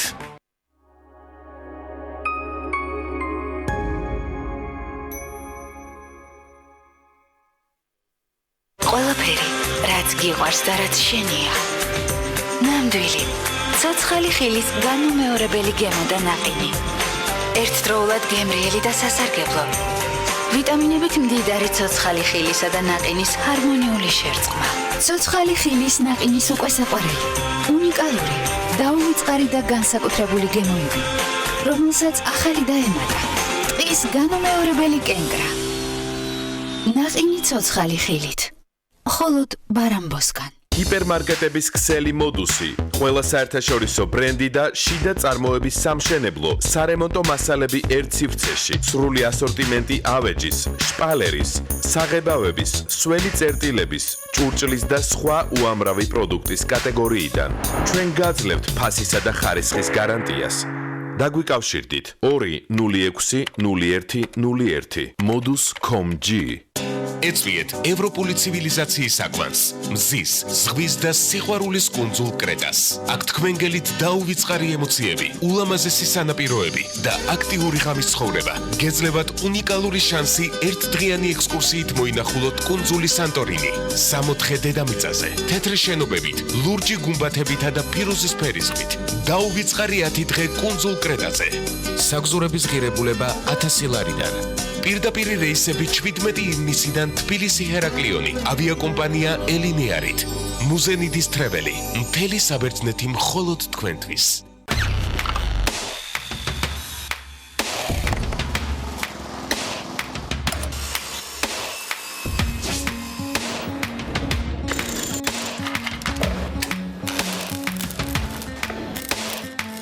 პროფესიონალი სამუშაო ხელსაწყოები. ინკკო, შექმენი სამყარო შენივე ხელით. მზად ხარ? მის ოჯახთან შესახვედრად. ამ მნიშვნელოვანი მოვლენისთვის. პირველი ჩახუტებისთვის. ჩვეულებრივი კბილის პასტისგან განსხვავებით, ახალი რევოლუციური ფორმულა Colgate Total აერთიანებს ორ ბუნებრივ კომპონენტს, ცინკს და არგინინს. ებრძვის ბაქტერიებს კბილებზე, ენაზე, ლოყებსა და ხძილებზე და იცავს მათ 12 საათის განმავლობაში. იმისთვის, რომ იყო აბსოლუტურად მზად. ახალი Colgate Total იყავი მზად ყველაფრისთვის. ახალი Colgate Total უზრუნველყოფს მინანქრის აქტიურ დაცვას, პირის ხრუდან არასასიამოვნო სულის მომენტალურ ნეიტრალიზაციას და ებრძვის კბილების მომატებულ მგრძნობელობას. ახალი Colgate Total მოწინავე ფორმულა მთელი პირის ხრუს ჯანმრთელობისთვის. ზოგადი განათლების ხარისხის გასაძლიერებლად 1000 წლეულის გამოწვევის ფონდის მიერ შემუშავდა სკოლების მოვლა პატრონობის პროგრამა. სასწავლო გარემო 39000-ზე მეტი მოსავლისთვის გაუმჯობესდა. საჯარო სკოლების 20000-ზე მეტმა მასწავლებელმა და დირექტორმა გაიარა პროფესიული განვითარების გრძელვადიანი პროგრამა. განხორციელდა საკლასო, ეროვნული და საერთაშორისო შეფასებები. რეაბილიტაცია ჩაუტარდა და საბუნების მეტყველო ლაბორატორიებით აღიჭურვა 91 საჯარო სკოლა საქართველოს რეგიონებში. მოემზადე ზაფხულისთვის. გამოიწერე სასურველი ნივთები ამერიკიდან მალეოს დახმარებით და ისარგებლე უფასო საკურიერო სერვისით. შოპინგი მალეოსთან ერთად უკეთესია.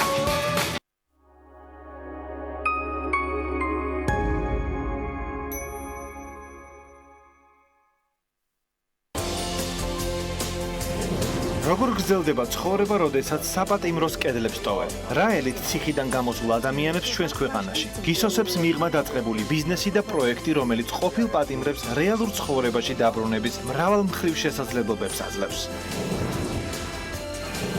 სოციალური ტანგო, საცეკვაო მოედნად ქცეული პარკი და მასტერკლასი ღიაცის ქვეშ. პროექტი, რომელმაც მსურველები რომანტიკისა და ვნების უსიტყვო პლასტიკურ დიალოგში ჩააბა. ტანგო ლიბერთისგან გადაცემაში პირველად.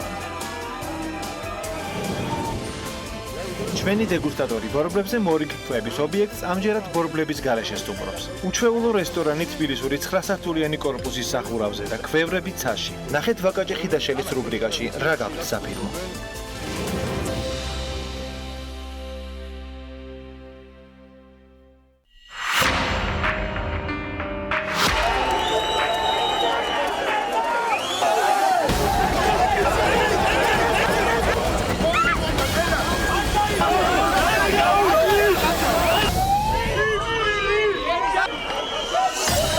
ამოიღებს იმ კომბალს და გააფრთხობინებს სულ სინგელს. რაინდი არ ვიცი ვინ არის, გამოძიება დავიწყეთ. ეს არის სახელმწიფოების მოშლა. თბილისი პრაიდი აგრძელებს კვირაულის ორგანიზებას.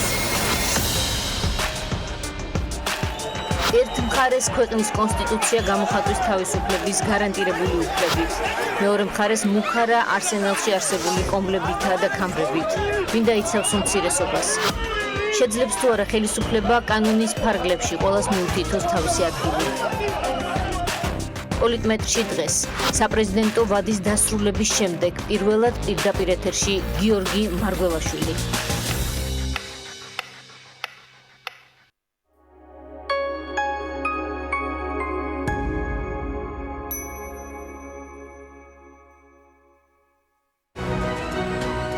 დირსი მასშტაბური საცხოვრებელი კომპლექსი თბილისში.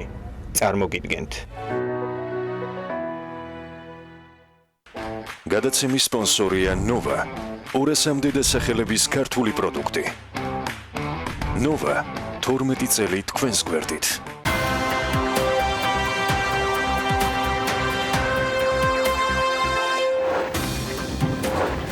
მსოფლიო ბანკსა და საქართველოს მთავრობას შორის ორი სასესხო ხელშეკრულება გაფორმდა ფინანსური რესურსი განათლების და ენერგეტიკის მიმართულებით დაიხარჯება. 2018 წლის სახელმწიფო ბიუჯეტის შემოსავლების გეგმა 101.3%-ით არის შესრულებული, რაც დაგეგმილთან შედარებით 122.9 მილიონი ლარით მეტია. საფინანსო საბიუჯეტო კომიტეტის თავმჯდომარემ საქართველოს 2018 წლის სახელმწიფო ბიუჯეტის შესრულების წლიური ანგარიში შინაარსიანად და საქმიანად შეაფასა. საქართველოს პრემიერ-მინისტრის განცხადებით 2019-20 წლებში 350 მილიონ ლარზე მეტი არის გამოყოფილი დევნილებისათვის ბინების შეძენის და მშენებლობისათვის. მსოფლიო ბანკი ქართულ ენერგეტიკას 62 მილიონი დოლარი დააფინანსებს. მიზანი ენერგომომარაგების საიმედოობის ზრდა და ფინანსური გაჯანსაღება. ფინანსთა მინისტრმა ივანე მაჭავარიანმა და მსოფლიო ბანკის რეგიონულმა დირექტორმა სამხრეთ კავკასიაში მერსი ტემპონმა ხელი სასესხო ხელშეკრულებას მოაწერეს. სესხს რეკონსტრუქციისა და განვითარების საერთაშორისო ბანკის დაფინანსებით გამოყოფენ. მხარეთა განცხადებით მიზანი მიღწეული იქნება პროექტის 3 კომპონენტის საშუალებით ელექტროენერგიის გადამცემი ქსელის გაძლიერება, საქართველოს სახელმწიფო ელექტროსისტემის ფინანსური გაჯანსაღების და კაპიტალის ბაზრებთან წვდომის მოსამზადებელი სამუშაოების მხარდაჭერა. გრძელვადიანი კომერციული დაფინანსების მიღებაში იქნება ეს დახმარება გამოყენებული. აღნიშნული სახელმწიფოება არის 25 წლიანი, საპროცენტო განაკვეთი არის დაახლოებით 1%-ზე ნაკლები. რომელიც ბუნებრივია მოგეხსენოთ, ეს არის ძალიან დაბალი საპროცენტო განაყოფა. ეს არის მნიშვნელოვანი ინფრასტრუქტურული პროექტი, რომელიც უზრუნველყოფს დასავლეთ და აღმოსავლეთ საქართველოს შორის კავშირის გაძლიერებას, ახალი 500 კილოვოლტიანი ხაზის და ქვესადგურის მშენებლობა იქნება აუცილებელი და ასევე დამატებით მდინარე ენგურის აუზის სიმძლავრეების გამოსატანად იქნება მიზანშეწონილი და აუცილებელი.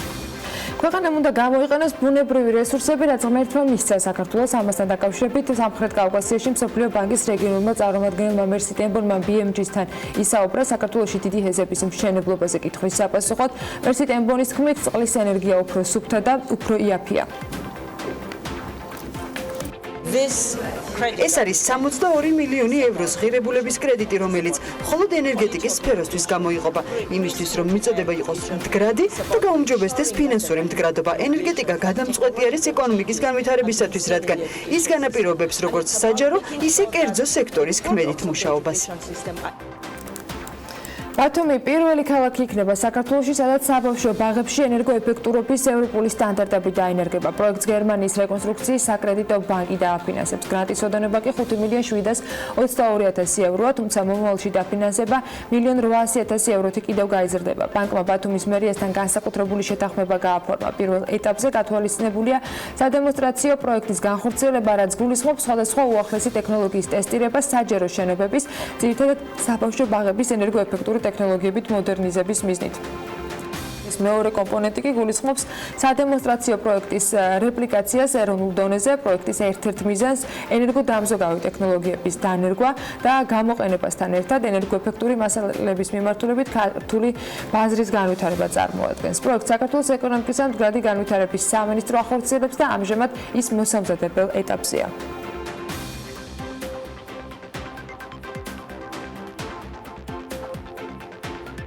მსოფლიო ბანკის რეგიონულმა დირექტორმა სამხრეთ კავკასიაში მერსი ტემბონმა და საქართველოს ფინანსთა მინისტრმა გუშინ ხელი სასესხო ხელშეკრულებას 90 მილიონი ევროს ოდენობით ინოვაციების, ინკლუზიური განათლების და ხარისხის პროექტის განსახორციელებად მოაწერეს. პროექტი ხელს ადამიანური კაპიტალის განვითარებას, სკოლამდელ განათლებაზე ხელმისაწვდომობის გაზრდის, ხარისხიანი განათლების და ხელსაყრელი სასწავლო გარემოს უზრუნველყოფის გზით შეუწყობს. მსოფლიო ბანკის აღმასრულებელ დირექტორთა საბჭომ ეს სესხი საქართველოსთვის 2019 წლის 29 მაისს დაამტკიცა. მთელი ეწერება შეთანხმებას, რომელიც გულისხმობს 90 მილიონი ევროს ინვესტირებას განათლების სფეროში და კონკრეტულად ძირითადი რესურსი დაიხარჯება სკოლების რეაბილიტაციაზე, იმიტომ რომ მოგეხსენება ძალიან ბევრი სკოლა საჭიროებს მნიშვნელოვან განახლებას, ინფრასტრუქტურის, როგორც შიდა ნაწილის, ისევე გარე პერიმეტრის და ეს ყველაფერი მიმართული იქნება აქეთკენ. კაპიტალის განვითარება არის ძალიან მნიშვნელოვანი იმისთვის, რომ მთავრობის მიერ დასახული გეგმები შესრულდეს. მთავრობას მიჩნეული აქვს მიმართულება როგორც პრიორიტეტი, თუმცა განათლების ხარისხის ამაღლება არის ის მიზანი, რომელსაც ეს პროექტი მოემსახურება. აქედან გამომდინარე, ჩვენ ვიზრუნებთ, რომ საგანმანათლებლო სისტემაში დაინერგოს ინოვაციები და ამის საფუძველზე მომზადეს ისეთი კადრი, რომელსაც 21 საუკუნეში დასაქმების მეტი შანსი და შესაძლებლობა ექნება. ბათუმში ტექნოლოგიური უნივერსიტეტისათვის გამიზნულ 35 სართულიან შენობაში ამჟამად უკვე ბათუმი თაუერში 5 ვარსკვლავიანი სასტუმრო მერიდიან ბათუმი, კაზინო Empire და პრემიუმ კლასის აპარტამენტები 2019 წლის ნოემბერში გაიხსნება. BMG-სთან ბათუმი თაუერის მმართველ დეველოპერულ კომპანიაში რეთქოში ამბობენ, რომ გახსნისათვის საჭირო სამუშაოები ამ ეტაპისათვის შეუფერხებლად მიმდინარეობს. რეთქოს გენერალური დირექტორის მოადგილის მალხაზ კუნელაურის განმარტებით 100 ნომრიანი სასტუმრო და კაზინო ჯამში დაახლოებით 350 ადამიანს დაასაქმებს.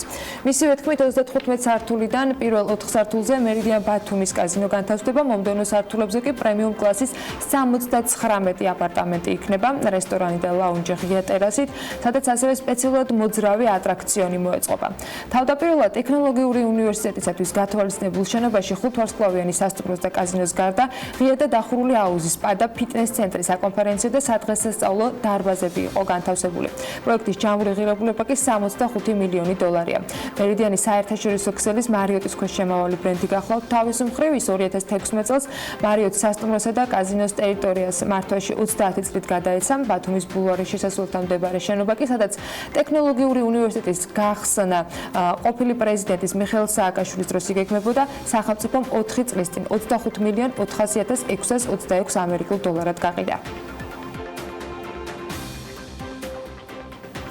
პარლამენტის დარგობრივი ეკონომიკის და ეკონომიკური პოლიტიკის კომიტეტის სახელმწიფო საწარმოების მართვის სტანდარტების ეფექტიანობა შეისწავლის და შედეგად რეკომენდაციებს მოამზადებს. შესაბამის ინიციატივა საპარლამენტო უმრავლესობის წევრმა დავით სონღულაშვილმა დარგობრივი კომიტეტის სხდომაზე წარადგინა, რაც თავის მხრივ კომიტეტმა ცნობად მიიღო.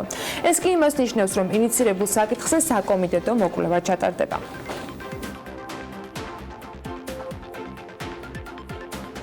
საქართველოში ნათესი ფართობები მცირდება. ამის შესახებ ინფორმაცია სტატისტიკის ეროვნული სამსახურის მიერ გამოქვეყნებულ პუბლიკაციაში აღნიშნული და საქსტატი აღნიშნავს, რომ 2018 წელს ქვეყანაში ნათესი ფართობები 207,1 ჰექტარი იყო, რაც წინა წელთან შედარებით 13,2 ჰექტარით ნაკლებია.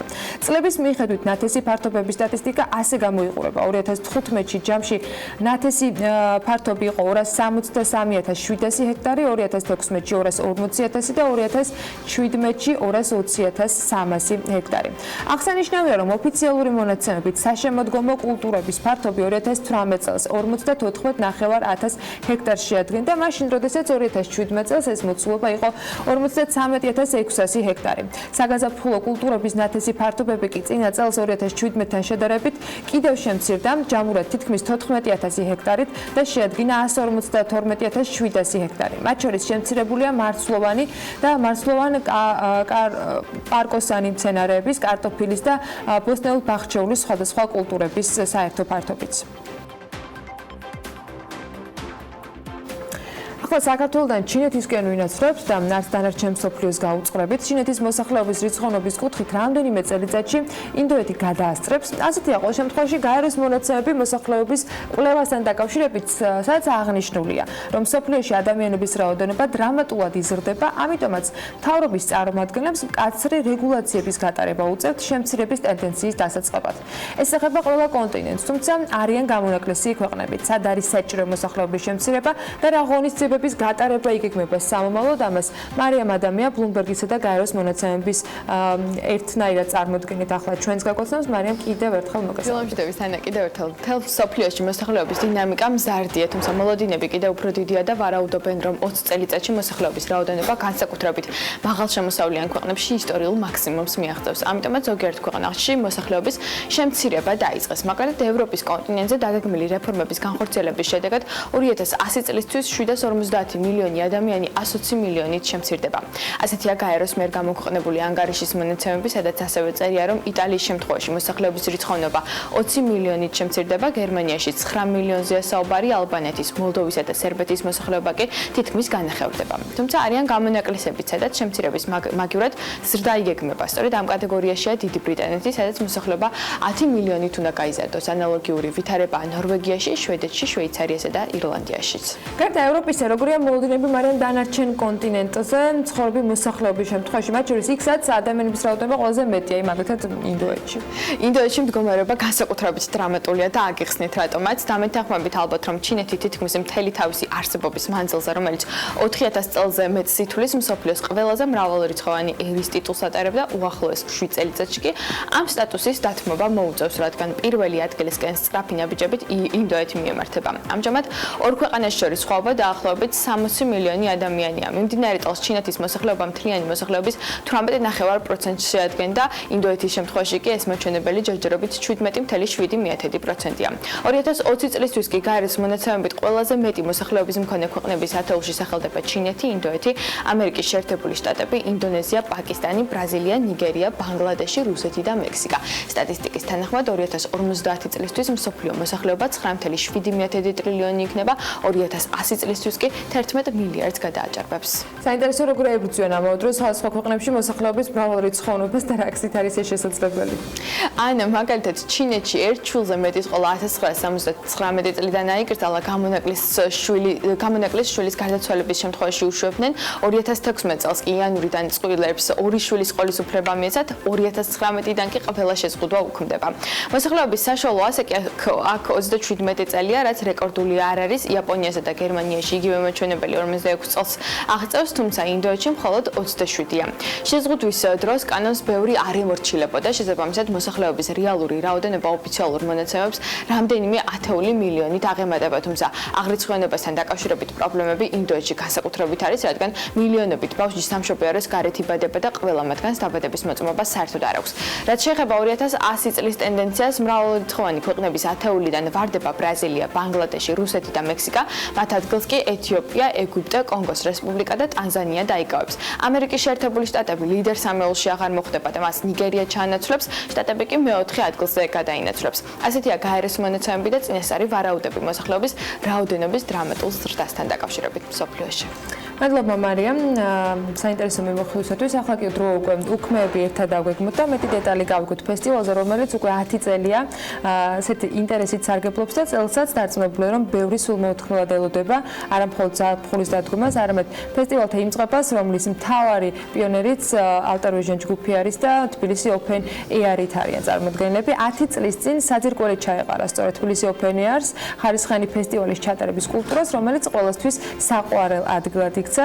ნინი ლონგურაშვილი, რა თქმა უნდა, ვერ იქნებოდა და ვერ გამორჩებოდა მათ რიგებს მიღმა და ის ახლა სტუმართან ერთად გვერდება საქმიანი ტელესკრინში. ნინი დილომშვიდობის.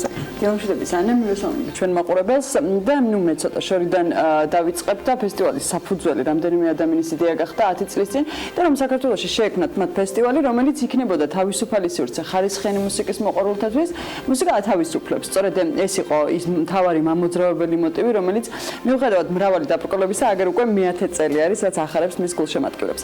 სხვათაშორის ფესტივალის 10 წლიან პორტფოლიოს ისეთი ჯგუფები ავსებენ, როგორებიც არის მაგალითად Deep Purple, Placebo, DDT, Tomodeli, Motorama და ასე შემდეგ. ნუ ჯამში 100-მდე არტისტი და ამასთან საერთაშორისო კოლექტივებთან ერთად.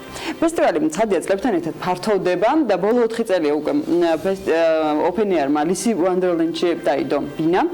და წლევანდელი წელი ფესტივალისთვის განსაკუთრებულია გამომდინარე იქიდან, რომ 10 წლის იუბილეს აღნიშნავს და დრო არის უკვე სტუმარსაც მივესალმო, დავით ცინცაძე არის დილიდან ჩვენთან ერთად. Open Air-ის ორგანიზატორი, მადლობა დავით, აი ამ ცხელ დღეებში და დატვირთულ დღეებში, რომ გადაცემაში გვესტუმრეთ, მაყურებელმაც, ჩვენმა მაყურებელმაც უფრო დეტალურად გაიგოს ფესტივალის შესახებ. პირველ რიგში გამომდინარე იქიდან, რომ 10 წლის იუბილე არის, ესეთი სიმბოლური თარიღი არის, უნიშნულოვანესი თარიღი. რით ხდება რა განსხვავებული სივრცე და ხდება მუსიკის მოყვარულებს Alice Wonderland-ში. ბატონო, უპირველეს ყოვლისა, ხო, აი როგორც თქვენ აღნიშნეთ, ეს 10 წელი ჩვენთვის არის რაღაცა მგვალი თარიღი არის, შესაბამისად ქართული ფესტივალი, რომელიც 10 წლის ხდება, ეს ჩვენთვისაც ძალიან მნიშვნელოვანია და ძალიან გამონაკლისი შემთხვევა, ასე რომ ვთქვათ, ამიტომ გვინდოდა, რომ წელს განსაკუთრებით ესე ყველა ჟანრის მსმენელი იქნება, ყველა გემოვნების ადამიანს ეპოვნა თავისი ნიშა Open Air-ზე. მიუხედავად იმისა, რომ ყოველ წელს იყო ჯაზი, ქართული, ჩვენ ყოველ წელს ვცდილობთ, საერთოდ ზოგადად Open Air-ის მიდგომა, ეს არის თავის მსმენელისადმი, რომ რაც შეიძლება მეტმა ადამიანმა იპოვოს თავისი ადგილი და მისთვის საინტერესო რამ Open Air-ის ტერიტორიაზე. წელს ვფიქრობ, წელს გვაქვს ჩვენ 5 სცენა. ეს არის ნუ main stage, garden stage, ice stage, სინგერის აკუსტიკური და jazz სცენები, სადაც ხუთივეზე თითქმის შეგვიძლია ვთქვა, რომ რადიკალურად სხვადასხვა მუსიკა დაიკვრება. და თუ არ 70-ზე მეტი უცხოელი არტისტი, 70-ზე მეტი არტისტი დაუკრავს ჯამში Open Air-ის ფარგლებში. წლევანდელ ფესტივალს. შაშანბერგისგან განსხვავებით ეს რიცხვი გაზრდილი არის. ეს ციფრი გაზრდილი არის ჰედლაინერების რაოდენობა ამ სხვადასხვა სცენებზე.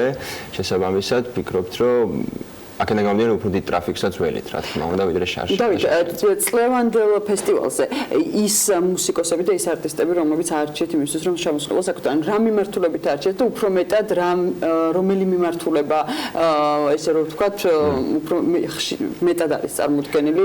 აი, მართალი რო გითხრათ, ეხლა გამიჭირდება რომ ვთქვა, რომ რაღაც კონკრეტული მიმართულება, ნუ ბუნებრივია ელექტრონულ სცენებზე, ელექტრონული მუსიკის არტისტები არიან წარმოდგენილები,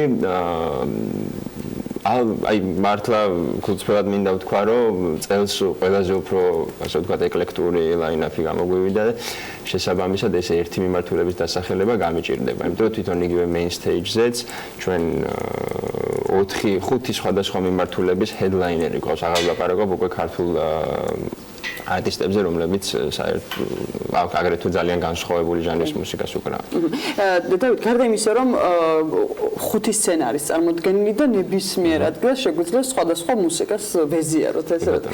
გარდა ამისა, რა აქტივობები შეგვიძლია გავერთოთ და დავკავდეთ ის ადამიანები, რომლებიც თუნდაც საღამოს მხოლოდ მუსიკის მოსასმენად არ მოდიან და მთელი დღე უნდათ რომ ლისი ვონდერლენდში გაატარონ უქმეები. კი, ჩვენი ამოსავალი წერტილი სწორედ ეს არის, რომ ფესტივალზე მუსიკის გარდა იყოს ძალიან ბევრი გასართობ შემეცნებითი ადგილი და აქტივობა. დაახლოებით თუ ზუსტად მახსოვს დაახლოებით 30 ესეთი რაც პუნქტი გვაქვს, სადაც სხვადასხვა სახის აქტივობა, ჩართულობა შეიძლება ადამიანმა, იმ ხელა სია არის, ახლა ჩამოვთვალო, ძალიან დიდი სია არის სხვადასხვა აქტივობების და გასართობი პუნქტების, რომლითაც შეიძლება რომ თავი შეიქციო ფესტივალზე. და ეს იქნება ყველა ასაკისთვის, ანუ ბავშვთან ერთად ადამიანი მოვიდეს ყველა ასაკის. ჩვენ ცალკე გვაქვს ბავშვების ზონა, playground-ი, ანუ ნებისმიერი ასაკის მუსიკალური კუთვნილების, გემოვნების ადამიანს ვცდილობთ რომ უპოვოთ თავისი ადგილი. აი ამ წელს განსაკუთრებით ვცდილობთ რომ ეს დავამკვიდროთ. ჩვენ უკვე აღნიშნეთ რომ ეს სიმბოლური თარიღი აი 10 წელია ხელა ფესტივალი იმართება ასე წარმატებით. დავით, აი ამ წლების განმავლობაში ის დიდი კომპანიები თუ გემატებიან და ანუ როგორ გეხმარებიან იგივე სახელმწიფო და იგივე კერძო კომპანიები აი ამ ფესტივალის ჩასატარებლად. კი ბატონო, რაც შეეხება fundraising-ს თბილისი Open Air-ისთვის უმნიშვნელოვანესია, რა თქმა უნდა, ისე როგორც ბუნებრივია ბილეთების გაყიდვიდან მიღებული შემოსავალი, ასევე fundraising-ზე დიდი მნიშვნელობა აქვს ჩვენ ფესტივალისთვის. შესაბამისად კი ბევრი სიახლე გვაქვს ამ კუთხით, ასე ვთქვათ, ბევრი დიდი თუ საშუალო კომპანია უფრო ინტერესდება, რა თქმა უნდა, რაღაც გარკვეული ინვესტიცია გააკეთოს, გარკვეული დახმარება გაგვიწიოს ამ გაგებით და ვიმედოვნებთ, რომ ეს სია მხოლოდ გაიზრდება.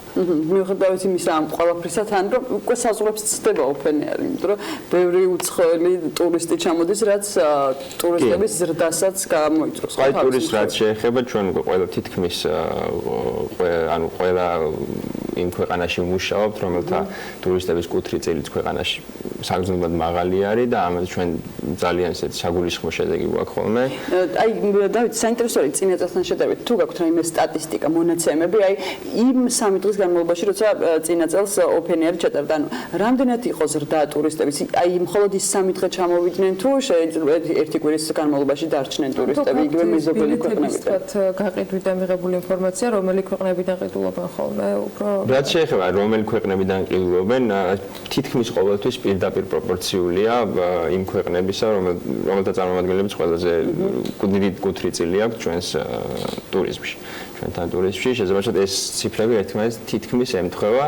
ნუ იგივე ვთქვათ, სომხეთი, აზერბაიჯანი, უკრაინა, რუსეთი, ირანი, ეს ქვეყნები, რომელთა ყველაზე მეტი ტურისტი საქართველოში, რა თქმა უნდა, ისინი Open Air-ზეც უფრო დიდი ციფრებით არიან წარმოდგენილი, თუმცა ჩვენ საკმაოდ ბევრი სტუმარი ყავს იგივე გერმანიიდან, პოლონეთიდან, ინგლისიდან, სპეციალურად ჩამოდიან, აი წელს ამერიკიდანაც რაღაც პატარა დესანტს ველოდებით, რომელიც სპეციალურად ამ ფესტივალისთვის ჩამოდის, რაც ნუ არ არის პატარა საქმე ჩვენთვის და დადებითი ტენდენციაა და იმედია რომ გაგრძელდება. გაჩნია რომელი არტისტი ჩამოდის და იმას თავის მსმენელიც მოყვება ცხადია.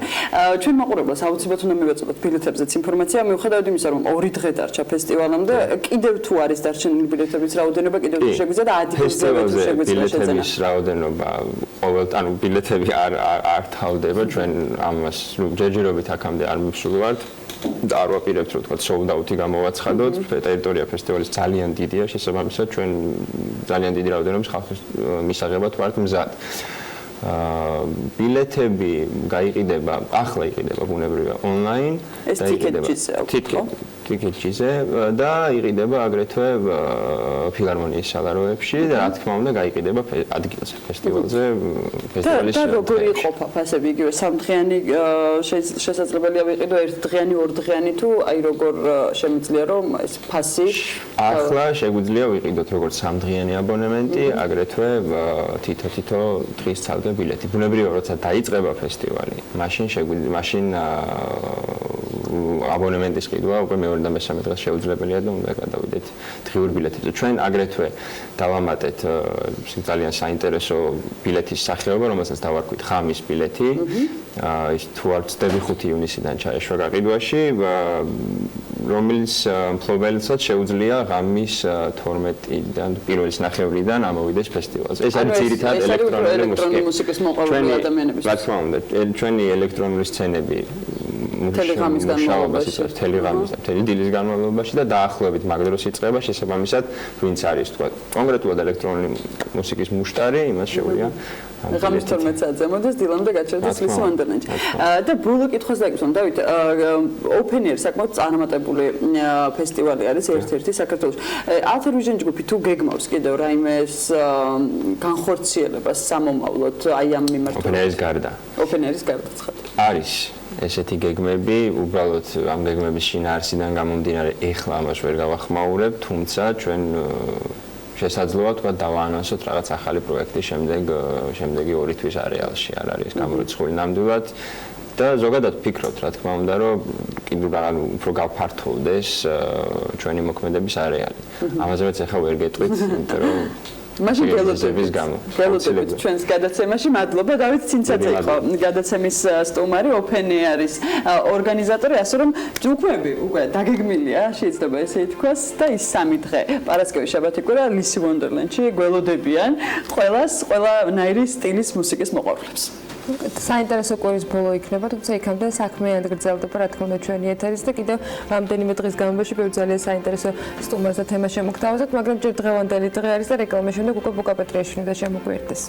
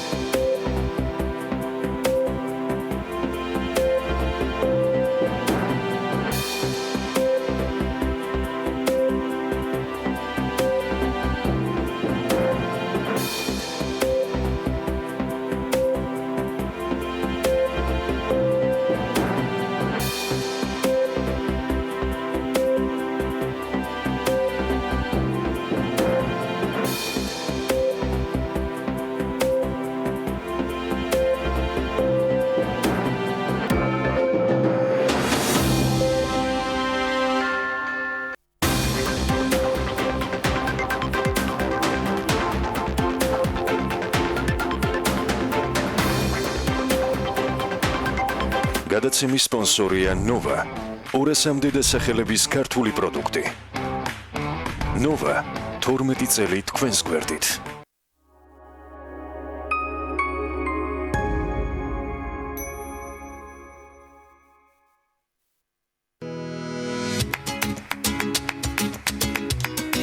ჯანმრთელი ვენების აქცია PSP-ში. შეხვდით გაზაფხულისა და ზაფხულის სეზონს მომზადებული. შეიძინეთ PSP-ში 1 კოლოფი ტურბო მიკრონჯი და მიიღეთ ტურბოგელი საჩუქრად. ინტერნეტ ღამეები. ულიმიტო მობილური ინტერნეტი მაგთისგან. მთელი თვე 5 ლარად. ღამის 12 საათიდან დილის 8 საათამდე. იცხოვრე მაგთის ინტერნეტ სამყაროში. მთელი ზაფხული. 19 ივნისს ბიაგ იწვევთ მეოთხე საერთაშორისო საინვესტიციო ფორუმზე. პირველად საქართველოში. მილიარდელი ოჯახების აქტივების მმართველი რიჩარდ ვილსონი ისაუბრებს დაგროვილი კაპიტალის დაბანდების დასავლურ პრაქტიკაზე. სოფლიოს წამყვანი საინვესტიციო ბანკები კი მიმოიხილავენ რეგიონულ ეკონომიკასა და საინვესტიციო შესაძლებლობებს რეგიონში. დარეგისტრირდით დღესვე. ბია forum.g. შენი ბიზნესის უკეთესი მომავლისთვის.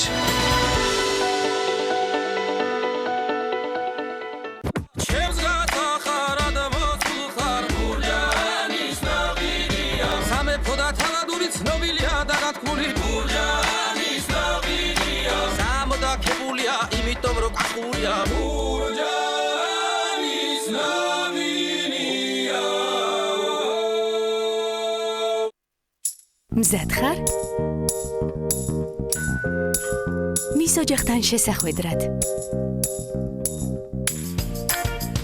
ამ მნიშვნელოვანი მოვლენისთვის. პირველი ჩახუტებისთვის. ჩვეულებრივი კბილის პასტისგან განსხვავებით, ახალი რევოლუციური ფორმულა Colgate Total აერთიანებს ორ ბუნებრივ კომპონენტს, ცინკს და არგინინს. იბრძვის ბაქტერიებს კბილებზე, ენაზე, ლოყებსა და ღრძილებზე და იცავს მათ 12 საათის განმავლობაში. იმისთვის, რომ იყო აბსოლუტურად მზად. ახალი Colgate Total იყავი მზად ყველაფრისთვის. ახალი Colgate Total უზრუნველყოფს მინანქრის აქტიურ დაცვას, პირის ხრუდან არასასიამოვნო სულის მომენტალურ ნეიტრალიზაციას და ებრძვის კბილების მომატებულ მგრძნობელობას. ახალი Colgate Total მოწინავე ფორმულა მთელი პირის ხრუს ჯანმრთელობისთვის.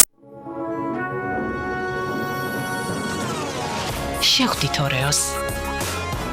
სიახლე ორეო თინს. სითხელე ხას უსვამს გემოს. თუ თქვენ კვლავ გინდათ ბევრი ნივთები, მთაში წასვლა და ზღვაში ყვინთვები, იქნებ მოგინდეთ წინ რომ სახლი დგას. ფიქრობთ, ვინმე რომ ძეგლი დამიდგას. ხომ შეიძლება ერთხელ მოგინდეთ სადმე გაფრინდეთ, მერე მოფრინდეთ. იქნებ ის გინდათ სხვას რაც არ აქვს. სურვილებსაც ხომ ბოლო არ აქვს. 1000 ლარსაც თუ სურვილებში თვლით ყოველ თვის ბოლოს, 25 წლით მიდით ინატრეთ რაც გულსწადია ეს ხომ მოგების წელიწადია. და თუ არ გინდათ რომ სურვილი დარჩეს სურვილად, ჩაერთეთ ავერსის ფრედი ბარათის გათამაშებაში, რომელშიც თქვენ გაქვთ შანსი მოიგოთ 5ჯერ 10000, 25000, 50000 ლარი და ერთგულების ჯილდო 1000 ლარი ყოველთვე 25 წლის მანძილზე, ანუ 300000 ლარი. ავერსი გისურვებთ ჯანმრთელობას და სულიერ სიმშვიდეს.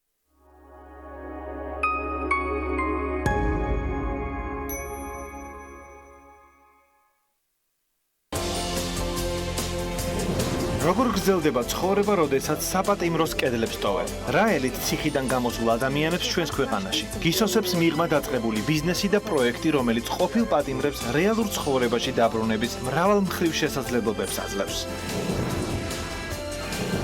სოციალური ტანგო, საცეკვაო მოედნად ქცეული პარკი და მასტერკლასი ღიაცის ქვეშ. პროექტი, რომელმაც მსურველები რომანტიკისა და ვნების უსიტყვო პლასტიკურ დიალოგში ჩააბა. ტანგო ლიბერთისგან გადაცემაში პირველამდე. ჩვენი დეგუსტატორი ბორბლებზე მორიგ-ქვების ობიექტს ამჯერად ბორბლების გარეშე სტუმრობს. უჩვეულო რესტორანი თბილისური 9-სართულიანი კორპუსის სახურავზე და ქვევრები ცაში. ნახეთ ვაკაჭი ხიდაშელის რუბრიკაში რა გაქვთ საფირმო.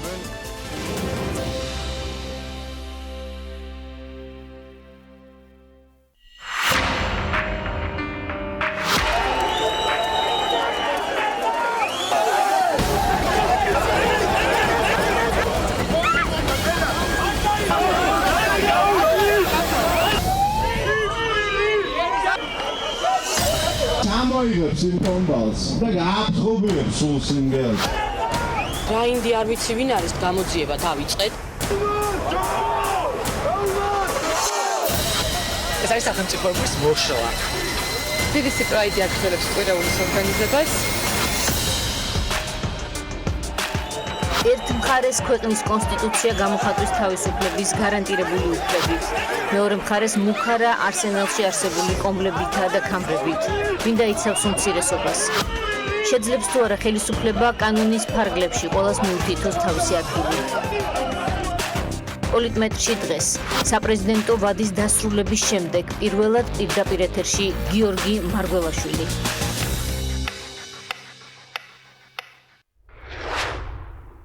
პარტიების სათხოვნილად მოვედი. ძალიან ნანობი ყველაფერს, რაც გაგიკეთე.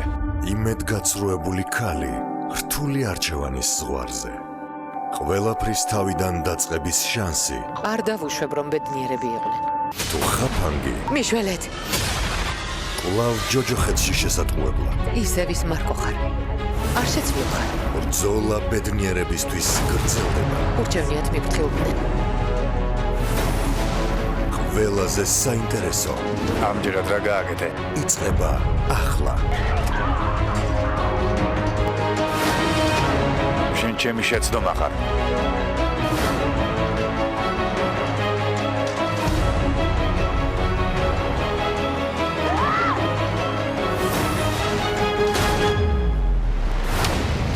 ნუ მიმატოვებ.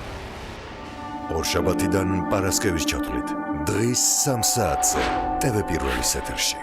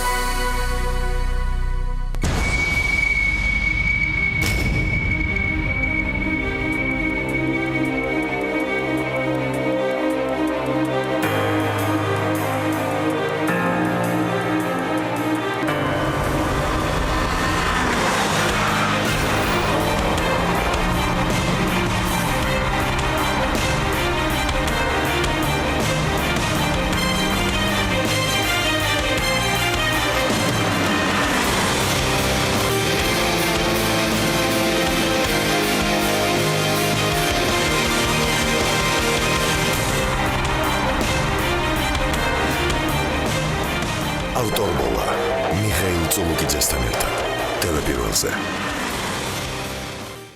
გადაცემა ავტორბოლის სპონსორია Toyota ცენტრი თბილისი, პირველი ოფიციალური დილერი საქართველოში. ხარისხი მუდმივ განვითარებაში. ეს Toyota. ისე მიყვარხარ ჩემო სამშობლო, ამაზად ვარ რომ შენთვის სიცოცხლე დავთმოდა, თუ კი ვინმე შემოგესევა. პირობას გაცალე ვარაფერს დავათამო, სამშობლო დიადო, სამშობლო ძლიერო, სამშობლო დადანაჯო, ჩემო სამშობლო, სამშობლო დიადო, სამშობლო ძლიერო, სამშობლო დადანაჯო, ჩემო სამშობლო.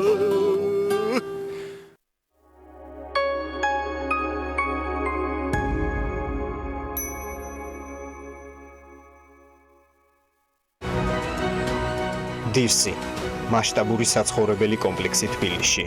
წარმოგიდგენთ.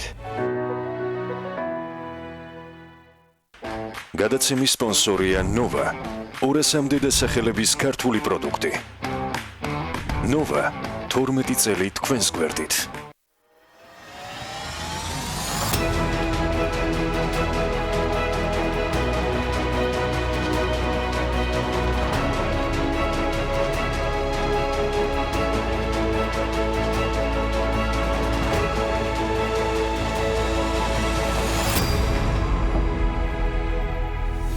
ბექაბაციკაცთან ერთად დავბრუნდით საქმეენდილის ეთერში და როგორც დაგიაროსეთ, მუკა პეტრიაშვილი ბიმრის საერთაშორისო მიმოხილველი გვერდება. ასევე ძალიან ბევრი საინტერესო თემა გვაქვს, ძალიან ბევრი რამ ხდება მსოფლიოს გარშემო და მოდით დავიწყოთ სასაუბრო ნამდვილად ბევრი გვექნება ბუკა დილამშვიდობისა.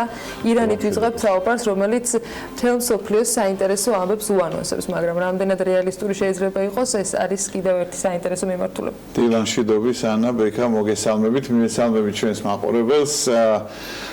მართლაც გზავნილები არის ძალიან აღრეული, შეიძლება ასე ითქვას, ორივე მხრიდან.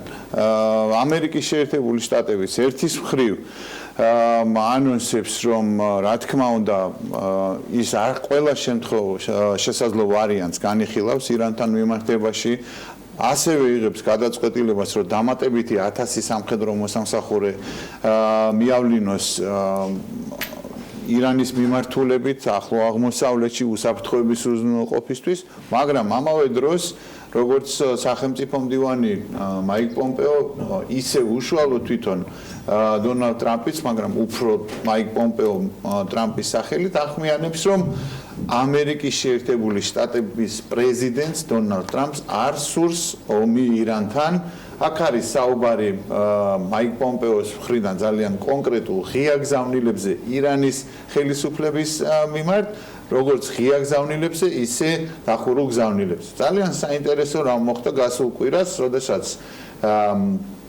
იაპონიის პრემიერ-მინისტრი სინძო აბე პირველად 10 წლეულების მანძილზე იმყოფებოდა იაპონიის პრემიერ-მინისტრი ირანში ოფიციალური ვიზიტით. ეს ვიზიტი როგორც ირკვევა, რა თქმა უნდა, გარკვეულწილად კოორდინირებული და შეთანხმებული იყო ამერიკის შეერთებული შტატების ადმინისტრაციასთან.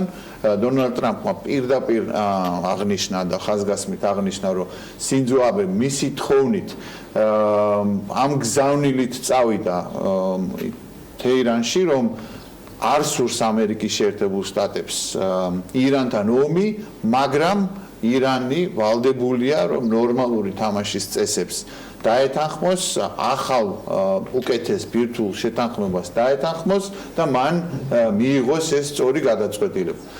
რასაკეთებს ამ დროს ირანი აფეთქებს ეს შეიძლება დადასტურებულად ითქვას, რომ მის მიერ გაწვრთნილი ირანის რევოლუციურ ცველთა კორპუსის ცველთა მიერ გაწვრთნილი სპეციალური ძალები აფეთქებენ ტანკერებს, რომელზეც ტვირთი ეკუთვნის იაპონიას. იაპონიის პრემიერ-მინისტრი იმყოფება თეირანში და ამ დროს ფეთქდება ტანკერი, რომელსაც არის ტვირთი, რომელიც ეკუთვნის იაპონიას. ეს არის გზავნილი, რომ ირანი აკონტროლებს ადგილზე სიტუაციას, ირანი გადაწყვიტავს რა ტვირთი აფეთქოს, რა ტვირთი გაატაროს იმ 20%-დან ნავთობისა, რომელიც გადის ტრადიციულად ყოველწლიურად ორმუზის სრუტეში. ირანი არიხევს უკან, ირანი გზავნილებს უგზავნის როგორც ამერიკის შეერთებულ შტატებს, ისე ევროპას. ამერიკის შეერთებული შტატების მისამართი გზავნის, რომ არ დაუშვას შეცდომა და არ დაიწყოს ომი, ეს იქნება მათთვის დამღუპელი, ასევე გზავნის, რომ პირველი ნაბიჯები სწორედ ამერიკის შეერთებულმა შტატებმა უნდა გადადგას, დაუბრუნდეს ძველ 2015 წლის შეთანხმებას და მოხსნას სანქციები ირანის მისამართით, მაგრამ ამავე დროს ირანი გზავნის ძალიან სერიოზულ და მნიშვნელოვან გზავნილს. შეიძლება ასეც დაერქვას ულტიმატუმს ევროპის ქვეყნების მიმართ, 10 დღიანი ულტიმატუმი, რომ 27 ივნისამდე თუ ევროპა არ მოიმოქმედებს კონკრეტულ ნაბიჯებს ამერიკის შეერთებულ შტატებთან მიმართებაში იქნება თუ ზოგადად ამ შეთანხმების 2015 წლის ბირთვული შეთანხმების გადარჩენის მიმართულებით ირანი მიაღწევს ძალიან მალე ლიმიტს 300 კილოგრამიან ლიმიტს გამდიდრებული ურანის დასაწყობების და ის ამ ლიმიტს გადაცდება ისევე როგორც გაზრდის ურანის მოპოვების გამდიდრების პროცენტს ეს იქნება 3.7-მდე ეს არ არის საკმარისი ბირთვული ბომბის შესამუშავებლად მაგრამ მნიშვნელოვანი არის ენერგეტიკული მოთხოვნილებების დასაკმაყოფილებლად თუმცა არის მნიშვნელოვანი ნაბიჯი გადადგმული ბირთვული იარაღის შესაქმნელად. ირანი უგზავნის ამ გზავნილს ევროპელებს, რომელიც სამწუხაროდ უნდა ითქვას და პრეზიდენტმა როჰანიმაც თვითონ განაცხადა, რომ მათ ბევრი კარგი სიტყვა ესმით, ბევრი გამამხნევებელი სიტყვა ესმით ევროპის ქვეყნების ლიდერების მხრიდან, მაგრამ არავითარი კონკრეტული ნაბიჯები და ქმედებები ამერიკული წნეხის შესასუსტებლად და შესარბილებლად და საერთოდ შესაჩერებლად არ იდგმება. იცით რომ შემუშავებულია სპეციალური მექანიზმი ევროპის ქვეყნების მიერ, გერმანიის და საფრანგეთის თაოსნობით, რომ სანქციების გვერდის ავლით ლეგალურად მოხდეს კონკრეტული თანხების ჩარიცხვა გაყიდული ნავთობისთვის და შემდგომ ეს თანხები გადაირიცხოს ისე რომ არც ერთი ბანკი არ მოხდეს ამ სანქციების ქვეშ, არც ევროპული და არც სხვა ბანკები არ მოხდნენ ამერიკული სანქციების ქვეშ, მაგრამ ბიუროკრატია თავისას შვება, ეს მექანიზმები და პოლიტიკა თავისას შვება და რეალურად ფერ ხდება იმ შედეგის მიღწევა, რომელიც ესე ჭირდება ირანს. ირანი არის უმძიმეს ეკონომიკურ მდგომარეობაში, მაქსიმალური წნეხის და გამოისობით ამერიკის შეერთებული შტატების მხრიდან ისევ ძალიან სერიოზულ სახიფათო ნიშნულებს აღწევს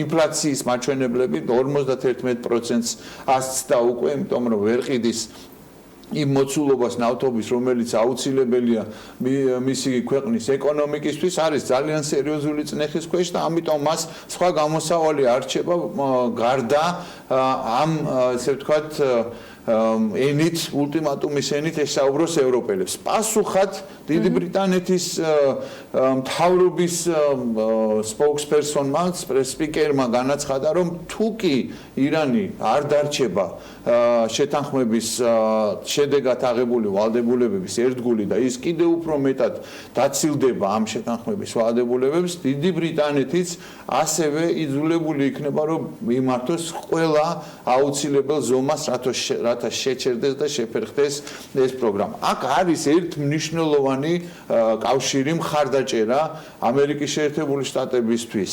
დიდი ბრიტანეთის მხრიდან ტრადიციულად, რა თქმა უნდა, საუდის არაბეთი, რომელიც ყველაზე ახლოს არის და ყველაზე მეტად არის შეშფოთებული ირანის გავლენების გაძლიერებით, ირანის მიერ ბირთვული იარაღის შემუშავების ეგრეთ წოდებული პერსპექტივით, ისევე როგორც ისრაელი, რა თქმა უნდა, ეს არის ხაზი, რომელიც ყველაზე რადიკალურად და ყველაზე პრინციპულად ანახორციელებს წნეხს ირანთან მიმართებაში. მაგიდაზე არის სხვათა შორის განხილვაში სამართლებრივი ასპექტებიც კი, როგორც ამერიკის შეერთებული შტატების პრეზიდენტმა, ისე სხვა მაღალჩინოსნებმა ღიად განაცხადეს, რომ ადმინისტრაცია ამბობს, რომ მას არ ჭირდება დამატებითი კონგრესის ნებართვა ირანის წინააღმდეგ სამხედრო მოქმედებების საწარმოებლად. ეს გზავნილება და ეს გადაწყვეტილება, რომელიც ამერიკიდან ისმის, კიდევ ერთხელ გახდა იმის საფუძველი, რომ მაგალითად აგერ რეაბკოვი ამბობდა, რომ ვაშინგტონი ხელს უწყობს ახლო აღმოსავლეთში დაძაბულობის გაზრდას, ამავე დროს ევროპა აგრძელებს, რომ ამბობს, ევროპაში ამბობს, რომ რუსეთის მიმართ სანქციები გაიზრდება, მაგრამ ამერიკას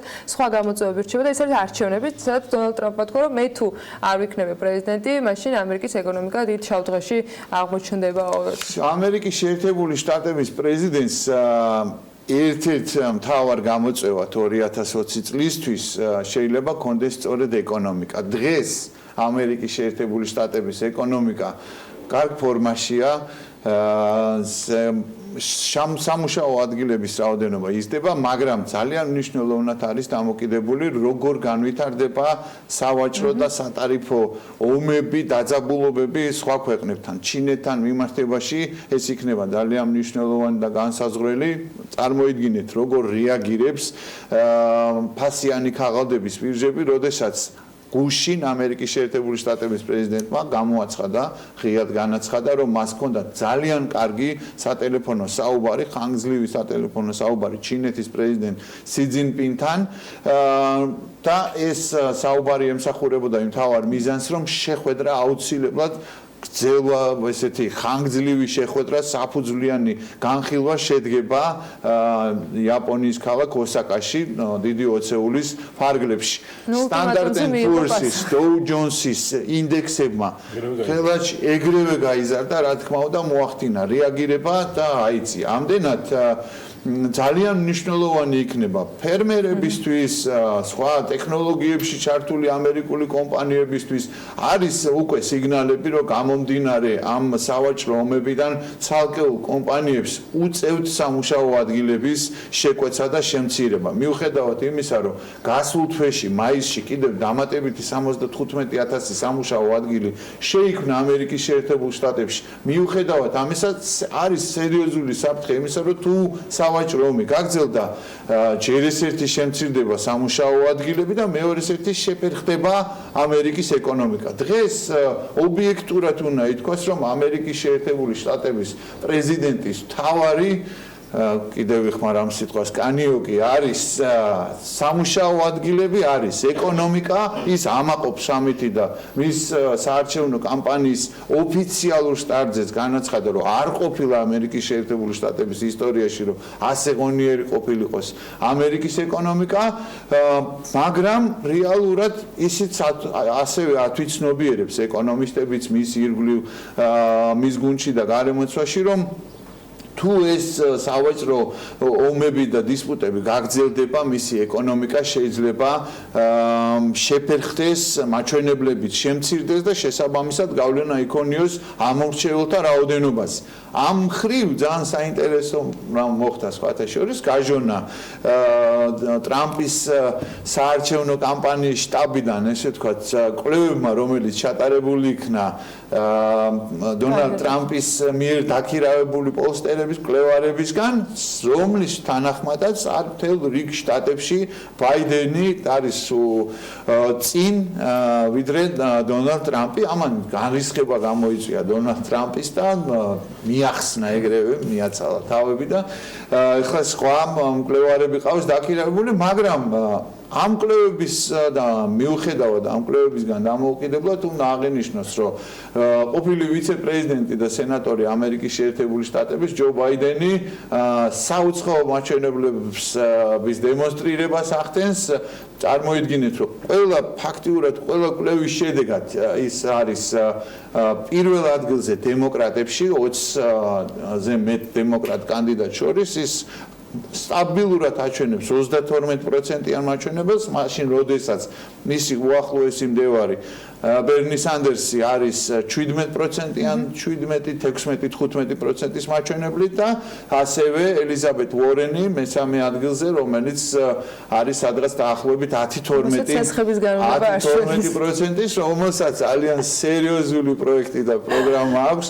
სესხების განულების სტუდენტური სესხების განულები, მაგრამ აქ არის თავარი, რა თქმა უნდა, რომ ეს არის საკანონმდებლო აქტით სტუდენტური სესხების განულება 46 მილიონი სტუდენტი სწავლობს დაახლოებით ამერიკის შეერთებულ შტატებში და მათ ეძლევათ შესაძლებლობა, რომ ეს თანხა საერთო ჯამში გადაცილებული არის 1 ტრილიონს და ელიზაბეთ უორენის ინიციატივა გულისხმობს განსაკუთრებით დიდრებისთვის დამატებითი გადასახადების დაწესებას, რისი მეშვეობითაც სადღაც დაახლოებით 750 მილიარდის მოძიება იქნება შესაძლებელი. ეს ყველაფერი ჯერ კიდევ წინაა მას მოსყიდვა.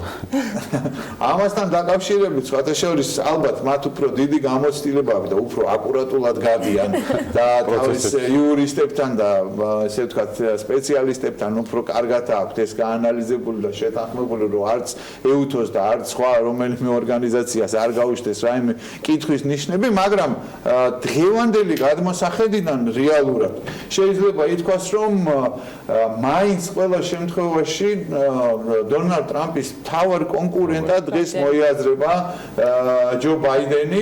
ჩვენ მეგობარს ვესაუბრებოდი ჯო ბაიდენის ბანაკიდან ზუსტად ამ დღეებში დონალდ ტრამპის მთავარ სადგივარს შიგნით, გუნდის შიგნითაც კი წარმოადგენს ბაიდენი. ის მართალია თავიდანვე თავს ესხმოდა მძინარე ჯო და ასე შემდეგ და ასე შემდეგ, მაგრამ ერთ-ერთ ესე ვთქვათ ღონისძიებაზე მან თავის ესე ვთქვათ გარემოცვას პირველი შეკითხვა რაც დაუსვა მას მერე რაც ხელი ჩამოართვა და მიესალმა, აბა აბა რას ფიქრობთ ჯო ბაიდენზე? ანუ ის რეალურად შფოთავს, რეალურად ფიქრობს, იმიტომ რომ არც ისე მძინა არ არის ჯო ბაიდენი, რომელსაც აქვს ძალიან დიდი საერთაშორისო ავტორიტეტი და იმ შტატებში, რომელიც განსაზღვრელი და გადამწყვეტი არის ტრამპის გამარჯვებისთვის, ძალიან სერიოზულ აჩვენებლებს აჩვენებს, ამიტომ ეკონომიკაზე აქცენტი იქნება ძალიან მნიშვნელოვანი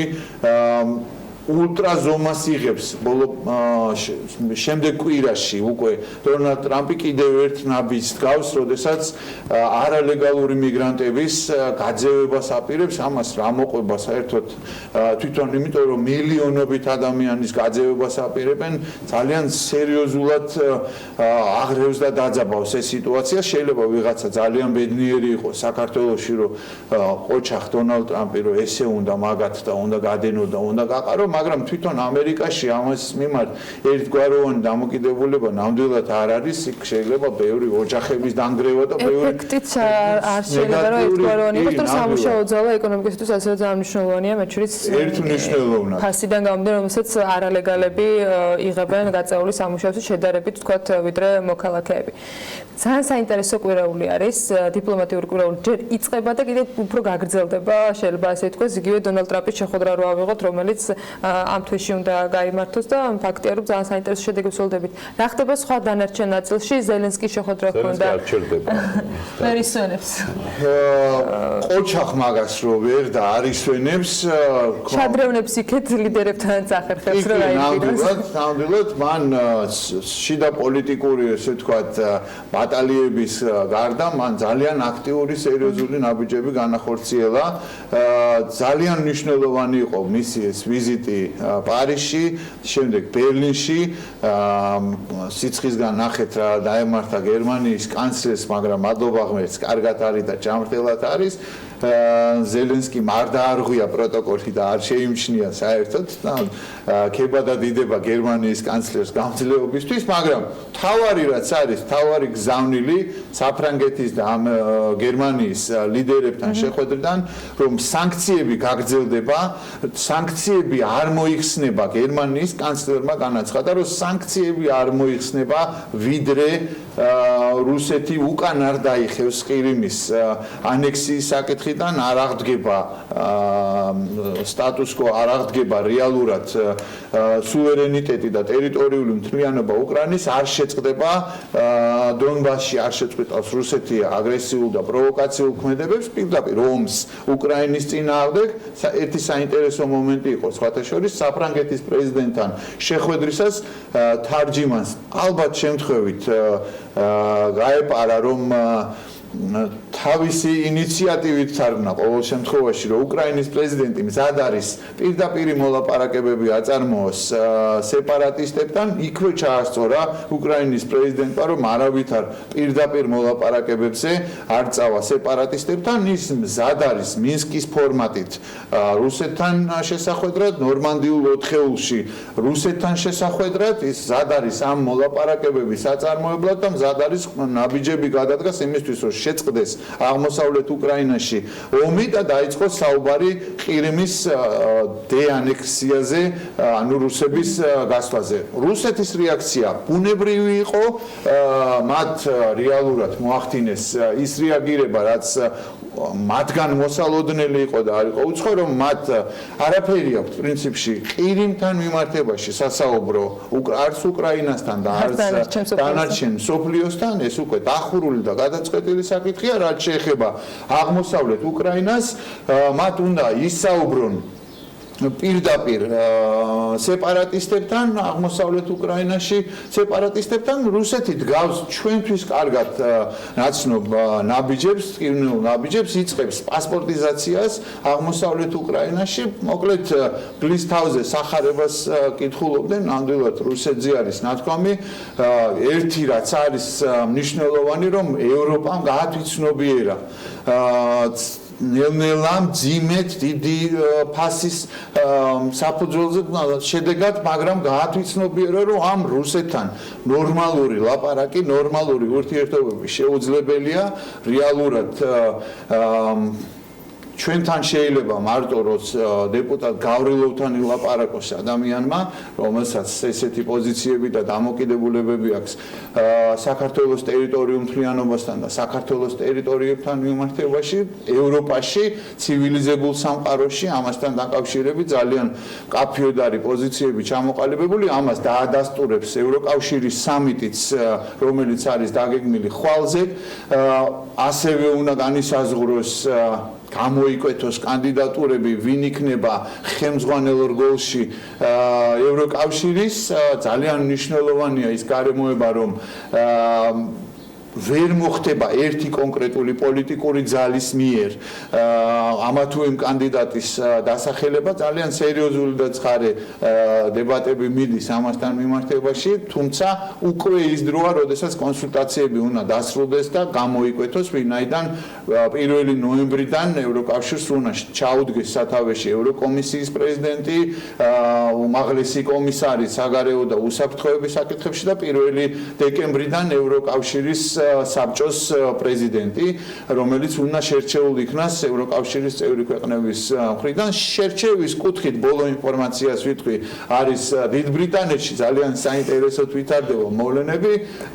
არ უნდა ველოდოთ სენსაციას, ბორის ჯონსონი ლიდერობს და შემდეგი 3 მდევარის ერთობლივ დაჯამებულ რაოდენობას იღებს ყოველ შემდეგ ტურში და ყოველ შემდეგ ეტაპზე არ არის კითხვის ნიშნები მასთან მიმართებაში. მეორე მაგალითად 126 ხმა მოიპოვა ხა წინა ბოლო კენჭისყრაზე, კიდე გაიმართება ამ დღეებში, დღეს ხვალ და მისმა მდევარმა, ამჟამინდელმა დიდი ბრიტანეთის მდივანმა, საგარეო მდივანმა 57 ხმა მიიღო.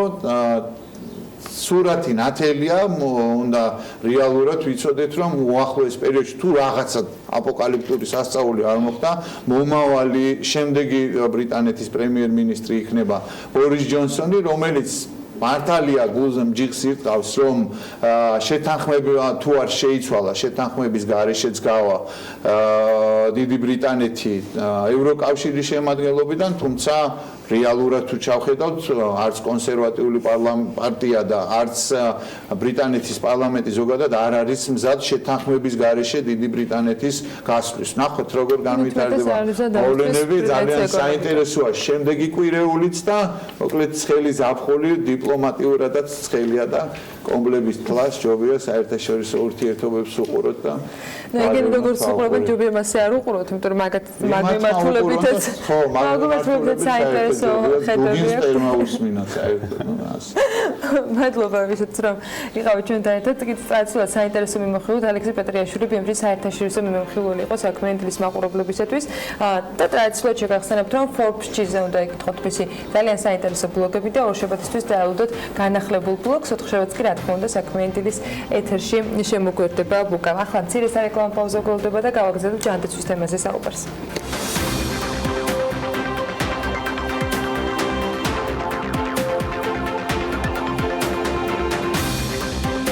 გადაცემის სპონსორია Nova, 200-მდე დასახელების ქართული პროდუქტი. Nova, 12 წელი თქვენს გვერდით.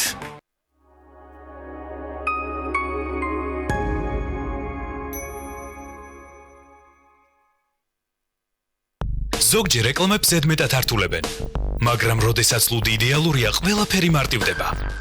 Harbi, ნამდვილი ირლანდიული ლუდი გინესისგან.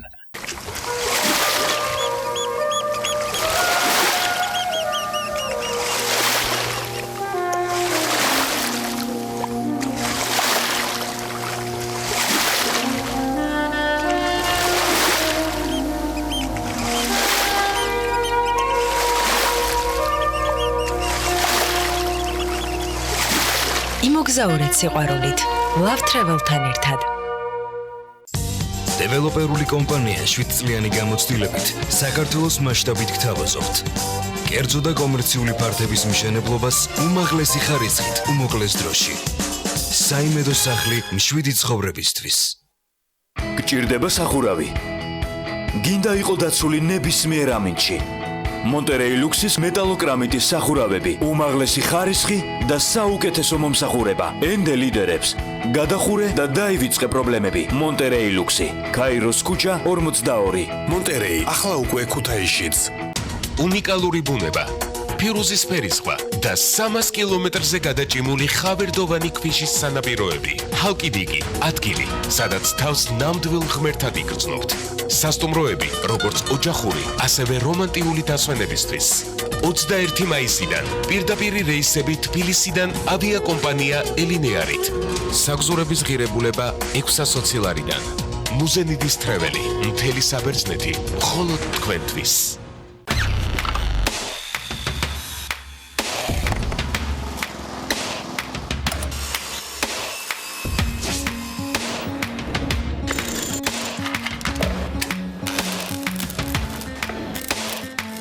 პროფესიონალი სამუშაო ხელსაწყოები. ინკკო, შექმენი სამყარო შენივე ხელით. მზად ხარ? მის ოჯახთან შესახვედრად. ამ მნიშვნელოვანი მოვლენისთვის. პირველი ჩახუტებისთვის. ჩვეულებრივი კბილის პასტისგან განსხვავებით, ახალი რევოლუციური ფორმულა Colgate Total აერთიანებს ორ ბუნებრივ კომპონენტს, ცინკს და არგინინს. ებრძვის ბაქტერიებს კბილებზე, ენაზე, ლოყებსა და ხძილებზე და იცავს მათ 12 საათის განმავლობაში. იმისთვის რომ იყო აბსოლუტურად მზად. ახალი Colgate Total იყავი მზად ყველაფრისთვის. ახალი Colgate Total უზრუნველყოფს მინანქრის აქტიურ დაცვას, პირის ხრუდან არასასიამოვნო სულის მომენტალურ ნეიტრალიზაციას და ებრძვის კბილების მომატებელ მგრძნობელობას. ახალი Colgate Total მოწინავე ფორმულა მთელი პირის ხრუს ჯანმრთელობისთვის.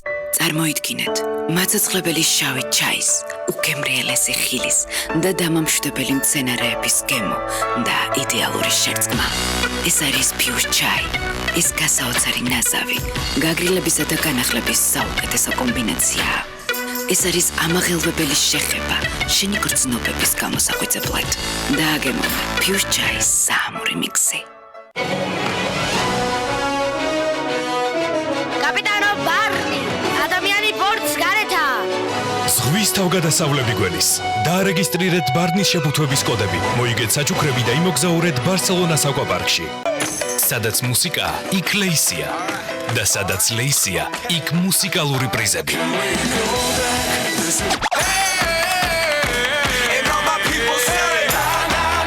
ლეისი და რეგისტრირე კოდები და აგროვე ქულები და მიიღე მუსიკალური პრიზები. მუსიკა ლეისთან ერთად უფრო გემრიელია. აღმოაჩინე ნამცხვარი მილკას ჯადოსნური სამყარო. დახვდი სიახლეს მილკას sensations. ნამცხვარი, რომელიც გაგაოცებს ჯადოსნურად. გააცხელე მიკროტალღურ ღუმელში და მოიხიბლები ნამცხვრის მილკას sensations ნაზი მდნარი შოკოლადის შიგთავსით.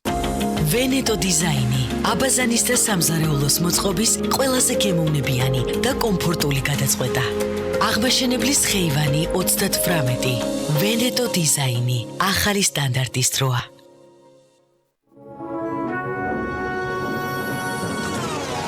შეხვდით ორეოს. სიახლე ორეო თენს. სითხელე ხას უსვამს გემოს.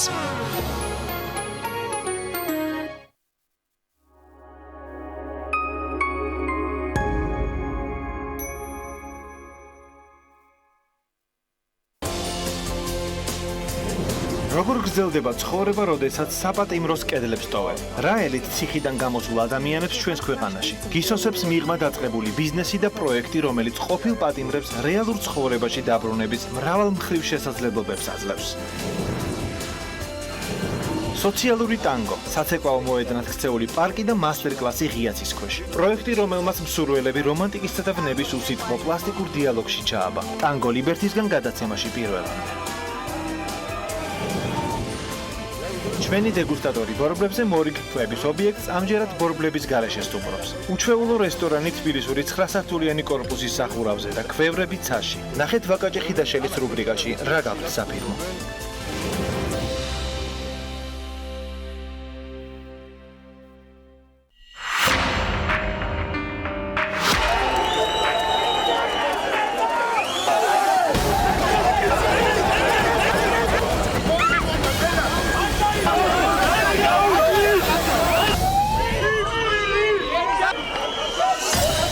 ამოიღებს იმ კომბალს და გააფრთხობებს სულ სიმღერას.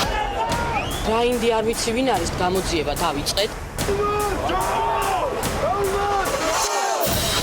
ეს არის სახელმწიფოების მოშლა. თბილისი პრაიდი აგრძელებს კვირაულის ორგანიზებას. ერთ მხარეს ქვეყნის კონსტიტუცია გამოხატვის თავისუფლების გარანტირებული უფლებით, მეორე მხარეს მუქარა არსენალში არსებული კომბლებითა და ქამრებით, ვინ დაიცავს უმცირესობას. შეძლებს თუ არა ხელისუფლება კანონის ფარგლებში ყველას მიუთითოს თავისი ადგილი. პოლიტმეტრში დღეს საპრეზიდენტო ვადის დასრულების შემდეგ პირველად პირდაპირ ეთერში გიორგი მარგველაშვილი.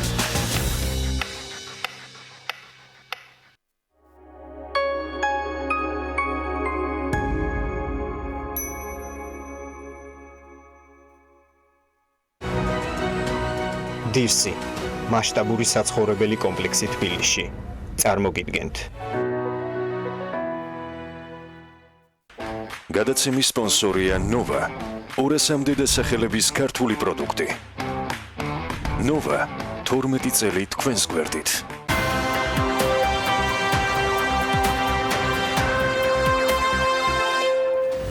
პრემიერ-მინისტრმა მომუკა ბახტაძემ ჯანდაცვის ახალი მინისტრის წარდგენისას სამთავრობო პროგრამის პრიორიტეტულ მიმართულებებზე ისაუბრა, მათ შორის პრემიერმა ყურადღება ეგრეთ წოდებულ ჯიპიდან გადახდებზე გაამახვილა და განაცხადა, რომ მთავრობას აქვს კონკრეტული ინიციატივა, რომელიც მოქალაქეებს მედიკამენტების შეძენისას ამ მტკივნეულ პრობლემას მოუგვარებს. ვიდრე მთავრობა ახალ მინისტრთან ერთად რეფორმის მეორე ტალღას დაიწყებს, იქამდე ჯანდაცვის პროგრამების ათვისების მაჩვენებლებს თათია ჩაფიჩაძემ გადახედა და ის ამ თემით ახლა პირდაპირ ეთერში გვერდება სტუმართან ერთად თათია დილამშვიდობისა. ისედიხ იმ ფონზე, რაცა ქვეყნის მოსახლეობის დიდი ნაწილი მედიკამენტების ხელმისაწვდომობაზე საუბრობს და დანახარჯების ყველაზე დიდი წილი სწორედ წამლებზე მოდის, ირკვევა, რომ მიმდინარე წელსაც ჯანდაცვის ბიუჯეტში მედიკამენტების პროგრამის ათვისების მაჩვენებელი საკმაოდ დაბალია. 2019 წლის თითქმის 6 თვის მონაცემებით 20 მილიონი ლარიდან დახარჯულია მხოლოდ 970.000 ლარი, ანუ 1 მილიონზე ნაკლები. ეს მონაცემები კი გარკვეული დასკვნების გამოტანის საშუალებასაც იძლევა და შეგვიძლია ვთქვათ, რომ ქრონიკული დაავადებების სამკურნალო მედიკამენტების უზრუნველყოფის პროგრამა წელსაც ისევე როგორც 2017 და 18 წლებში ქაღალდზე რჩება და 100,000-ობით ის მოქალაქე, ვისთვისაც ის შეიქმნა, ფაქტობრივად სარგებელს ვერ ნახულობს. იგივე პრობლემა იყო სხვათა შორის 2018 წელსაც, როცა ქრონიკული დაავადებების მედიკამენტებით უზრუნველყოფის პროგრამით გათვალისწინებული 10 მილიონი ლარიდან მოქალაქეებამდე მხოლოდ 1,700,000 ლარის წამალი მივიდა, იმის მიუხედავად, რომ ჯანდაცვის სამინისტრომ შარშან 8 მილიონი ლარის წამალი შეიძინა. ჯამურად 2017-2018 წლებში ამ პროგრამით სულ 22-23,000-მდე პირმა ისარგებლა, არადა პროგრამის წარდგენის დროს 2017 წლის 1 მაისს უკვე ყოფილმა მინისტრმა დავით სერგეენკომ თქვა, რომ პროგრამა 150,000-200,000-მდე ადამიანს მისცემდა მედიკამენტების შესყიდვის დაფინანსების შესაძლებლობას. კიდევ ერთი და ბოლო წლების ყველაზე მნიშვნელოვანი პროგრამა, რომელზეც გუშინ პრემიერმაც ისაუბრა, ეხება C-ჰეპატიტის ელიმინაციას, მიუხედავად იმისა, რომ გათავისუფლების მიზეზებს შორის განსაკუთრებული აქცენტი ამაზე არ გაკეთებულა, მონაცემები ამბობს, რომ ათვისების მაჩვენებელი ამ პროგრამაში საკმაოდ დაბალია. 11 მილიონიდან წელს 5 თვენახევრიან პერიოდში 2 მილიონ ნახევარზე ნაკლებია დახარჯული და ეს იმ ფონზე, როდესაც პროგრამის ელიმინაციის საბოლოო თარიღი 2020 წელია დასახელებული. სხვათა შორის ათვისების მაჩვენებელში პრობლემა იყო გასულ წელსაც, როცა თავდაპირველად გამოყოფილი 16 მილიონიდან ჯერ 14 მილიონამდე შემცირდა, ხაზინის მონაცემებით კი 11 თვეში პროგრამის ბიუჯეტიდან სულ 4,700,000 ლარი იყო დახარჯული. C-ჰეპატიტის ელიმინაციის პროგრამა 2015 წლის აპრილიდან მიმდინარეობს და დღეისთვის მკურნალობის კურსი წარმატებით 55,000 პირს აქვს დასრულებული. აღსანიშნავია, რომ ამ პროგრამაში ჩართულ პირთა რაოდენობა 2018 წელს წინა 2 წლისგან განსხვავებით მნიშვნელოვნად შემცირდა, მაგალითად, 2016 წელს წლის განმავლობაში მკურნალობა 24,000-მდე პირმა დაასრულა, 2017-ში ეს მონაცემები 17,000-მდე, 2018 წლის 10 თვეში კი 10,000-მდე იყო შემცირებული. ხაზინის ბოლო მონაცემების მიხედვით, რაც ასევე თვალში მოხვდა, იყო სამედიცინო დაწესებულებების რეაბილიტაცია და აღჭურვისთვის გამოყოფილი თანხები, რომელიც მიმდინარე წელს 20 მილიონია, ამ დროისთვის კი 9 მილიონიც კი არ არის დახარჯული, ჯამში 486,000 ლარი. ყველაზე სტაჟიანი, ეგრეთ წოდებული, უკვე ყოფილი მინისტრის დავით სერგეენკოს მინისტრობის და პროგრამის ეფექტურობის შეფასებას უკვე სტუდიაში ვაგრძელებ. ჯანდაცვის ექსპერტი სერგი ჩიხლაძე იმყოფება ჩვენთან ერთად. მოგესალმებით, დიდი მადლობა, რომ ხართ დილიდან ჩვენი სტუმარი. მოკლედ დავიწყოთ 7 წელი მართავდა დავით სერგეენკო ჯანდაცვის სამინისტროს და მოდით შევაფასოთ პირველ რიგში ბოლო 7 წლიანი პოლიტიკა, თქვენ როგორ აფასებთ, როგორი იყო ეფექტურობა იმ პროგრამებისა, რომელსაც ის გვთავაზობდა და ზოგადად რეფორმების პირველი ტალღა, რაც მისი მინისტრობის პერიოდში ჰქონდა.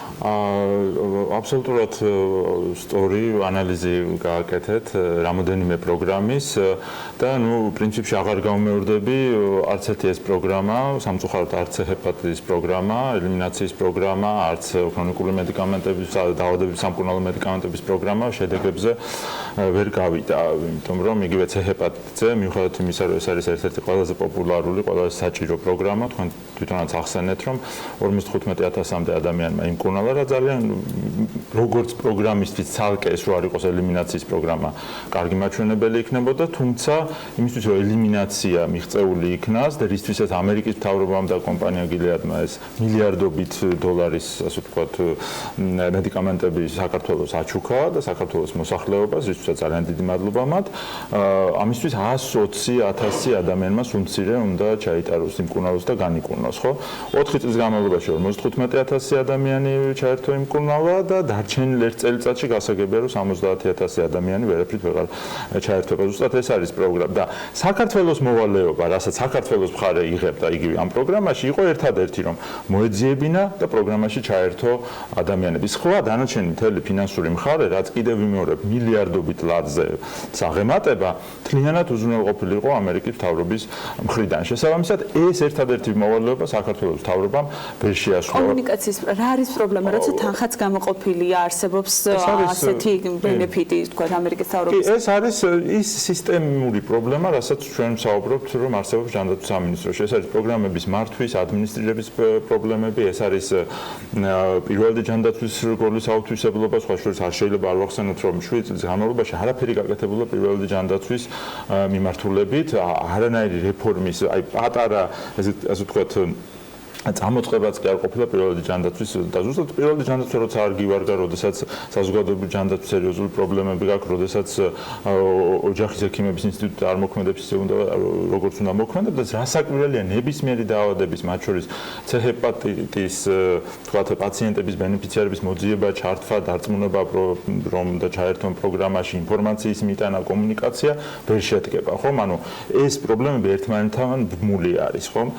და გარდა ამისა შეგახსენებთ რომ ახლა წარმოიდგინეთ 2,000 ადამიანი სამკურნალო მთლიანი დოზა შარშან უბრალოდ გადაყარეს, იმიტომ რომ ვადა გაუვიდა, იმიტომ რომ სამინისტრომ ვერ აითვისა. შეგახსენებთ რომ ერთი ადამიანის მკურნალობის ღირებულება, საბაზრო ღირებულება მინიმუმ არის 80-დან 85,000 დოლარამდე. ხა გადავამრავლოთ ეს 2,000-ზე და ასეულ მილიონობით დოლარზე ავდივართ, რაც მართალია რომ ნაჩუქარი და ჩვენს ბალანსზე იყო, მაგრამ ეს იგივე თანხების განიავება და უმიზნოდ, ასე ვთქვათ, ხო, გადაყრა არის, რაც რასაკვირველია უპატიებელია. გარდა ამისა, თქვენ ახსენეთ ქრონიკული მედიკამენტების პროგრამა, დაავადებების სამკურნალო მედიკამენტების პროგრამა, რომელშიც პირველ წელს 5%-იან მაჩვენებელზე გავიდნენ, მეორე წელს 10%-იან მაჩვენებელზე და წელს 5%-იც არ არის ათვისებული იმ თანხის 6 თვის თითქმის მონაცემებით და წარმოიდგინეთ შარშან ახლა გახსოვთ ბატონი სერგეენკოს გამოსვლა, რომ არაუშავს ახლა ვერავითვისაც ამაგერთ მედიკამენტები ვიყიდეთ და დავასაწყობეთ შემდეგი წლისთვისო და ეს ხდება ქვეყანაში, სადაც ადამიანები პირდაპირ ამ სიტყვის გაგებით წამლების და იმიტომ რომ წამლებს ვერ ყიდულობენ, იღუპებიან, ხომ? ყველაზე დიდი პრობლემა ხა 10 ადამიანიდან რო გავაჩეროთ გარეთ და 9 გეტყვით, რომ ეს არის წამლები და ასეთ ქვეყანაში იწყება მედიკამენტების პროგრამა და ის ხან ვერ ათვისებული არის, ხან მედიკამენტებს ასაწყობებენ, რომ როგორც თქვა ჰეპატიტის სამკურნალო და ერთ დამამატებ კიდევ ძალიან დიდი პრობლემა არის უკვე დგას წლებია საყოველთაო ჯანდაცვის პროგრამაში, რომელიც ყველაზე მსხვილი პროგრამაა და ყოველწლიურად არის დეფიციტური ხარჯვა, გარღვევა ბიუჯეტის ხან 70 მილიონი, ხან 100 მილიონი, ხან 125 მილიონი, ხან 50 მილიონი, რაც რასაკვირველია ვინაირად ვერ შეფასდება როგორც პროგრამის ეფექტური მართვა და ადმინისტრირება და თან არ დაგავიწყეთ ეს იმ ფონზე, რომ წლიდან წლამდე ბენეფიციარების რიცხვი, ანუ ის ადამიანები, ვინც სარგებლობენ საყოველთაო ჯანდაცვით, მცირდება, იმიტომ რომ შეგახსენებთ 2017 წელს თითქმის მილიონზე მეტი ადამიანი ამოიღეს, თქვა სხვადასხვა სერვისები შეეზღუდათ უფრო სწორედ მათ, სერვისების სპექტრი და მოცულობა მცირდება, ხო? ხო? და ამის ფონზე ბიუჯეტი იზრდება, ადამიანები ვინც სარგებლობენ საყოველთაო ჯანდაცვის მათი რიცხვი მცირდება და მაინც ხო ის აუცილებლო პარადოქსია არ ყოფნის და ეს ასეულობით მილიონი გაურკვეველ ვითარებაში იხარჯება. და არ დაგვეუწყდეს კიდევ ერთი რამე, ხა ჩვენ ხშირად ვაკეთებთ ხა და მოიხსენებთ თქვა ჯანდაცვის მინისტრი და მხოლოდ ჯანდაცვის პროგრამებზე, მაგრამ კიდევ უფრო დიდი თანხები და კიდევ უფრო დიდი წილი ჯანდაცვის სამინისტროს მთლიან სახელს აღარ დავასახელებ, ხომ მოდის ზუსტად სოციალურ პროგრამას, სოციალური მიმართულებით. თუ 4 მილიარდია ჯანდაცვის ბიუჯეტის, ხო, სამინისტროს ბიუჯეტი, თითქმის 35% მთელი ქვეყნის ბიუჯეტის. აქედან მილიარდი ლარი, მილიარდი 44 მილიონი იხარჯება ჯანდაცვის პროგრამებზე, დანარჩენი 3 მილიარდიდან თითქმის 90% სოციალური მიმართულებები, თქვა პენსიები, სოციალური გასაცემლები, სოციუზრუნველყოფა და ასე შემდგომ, ხო?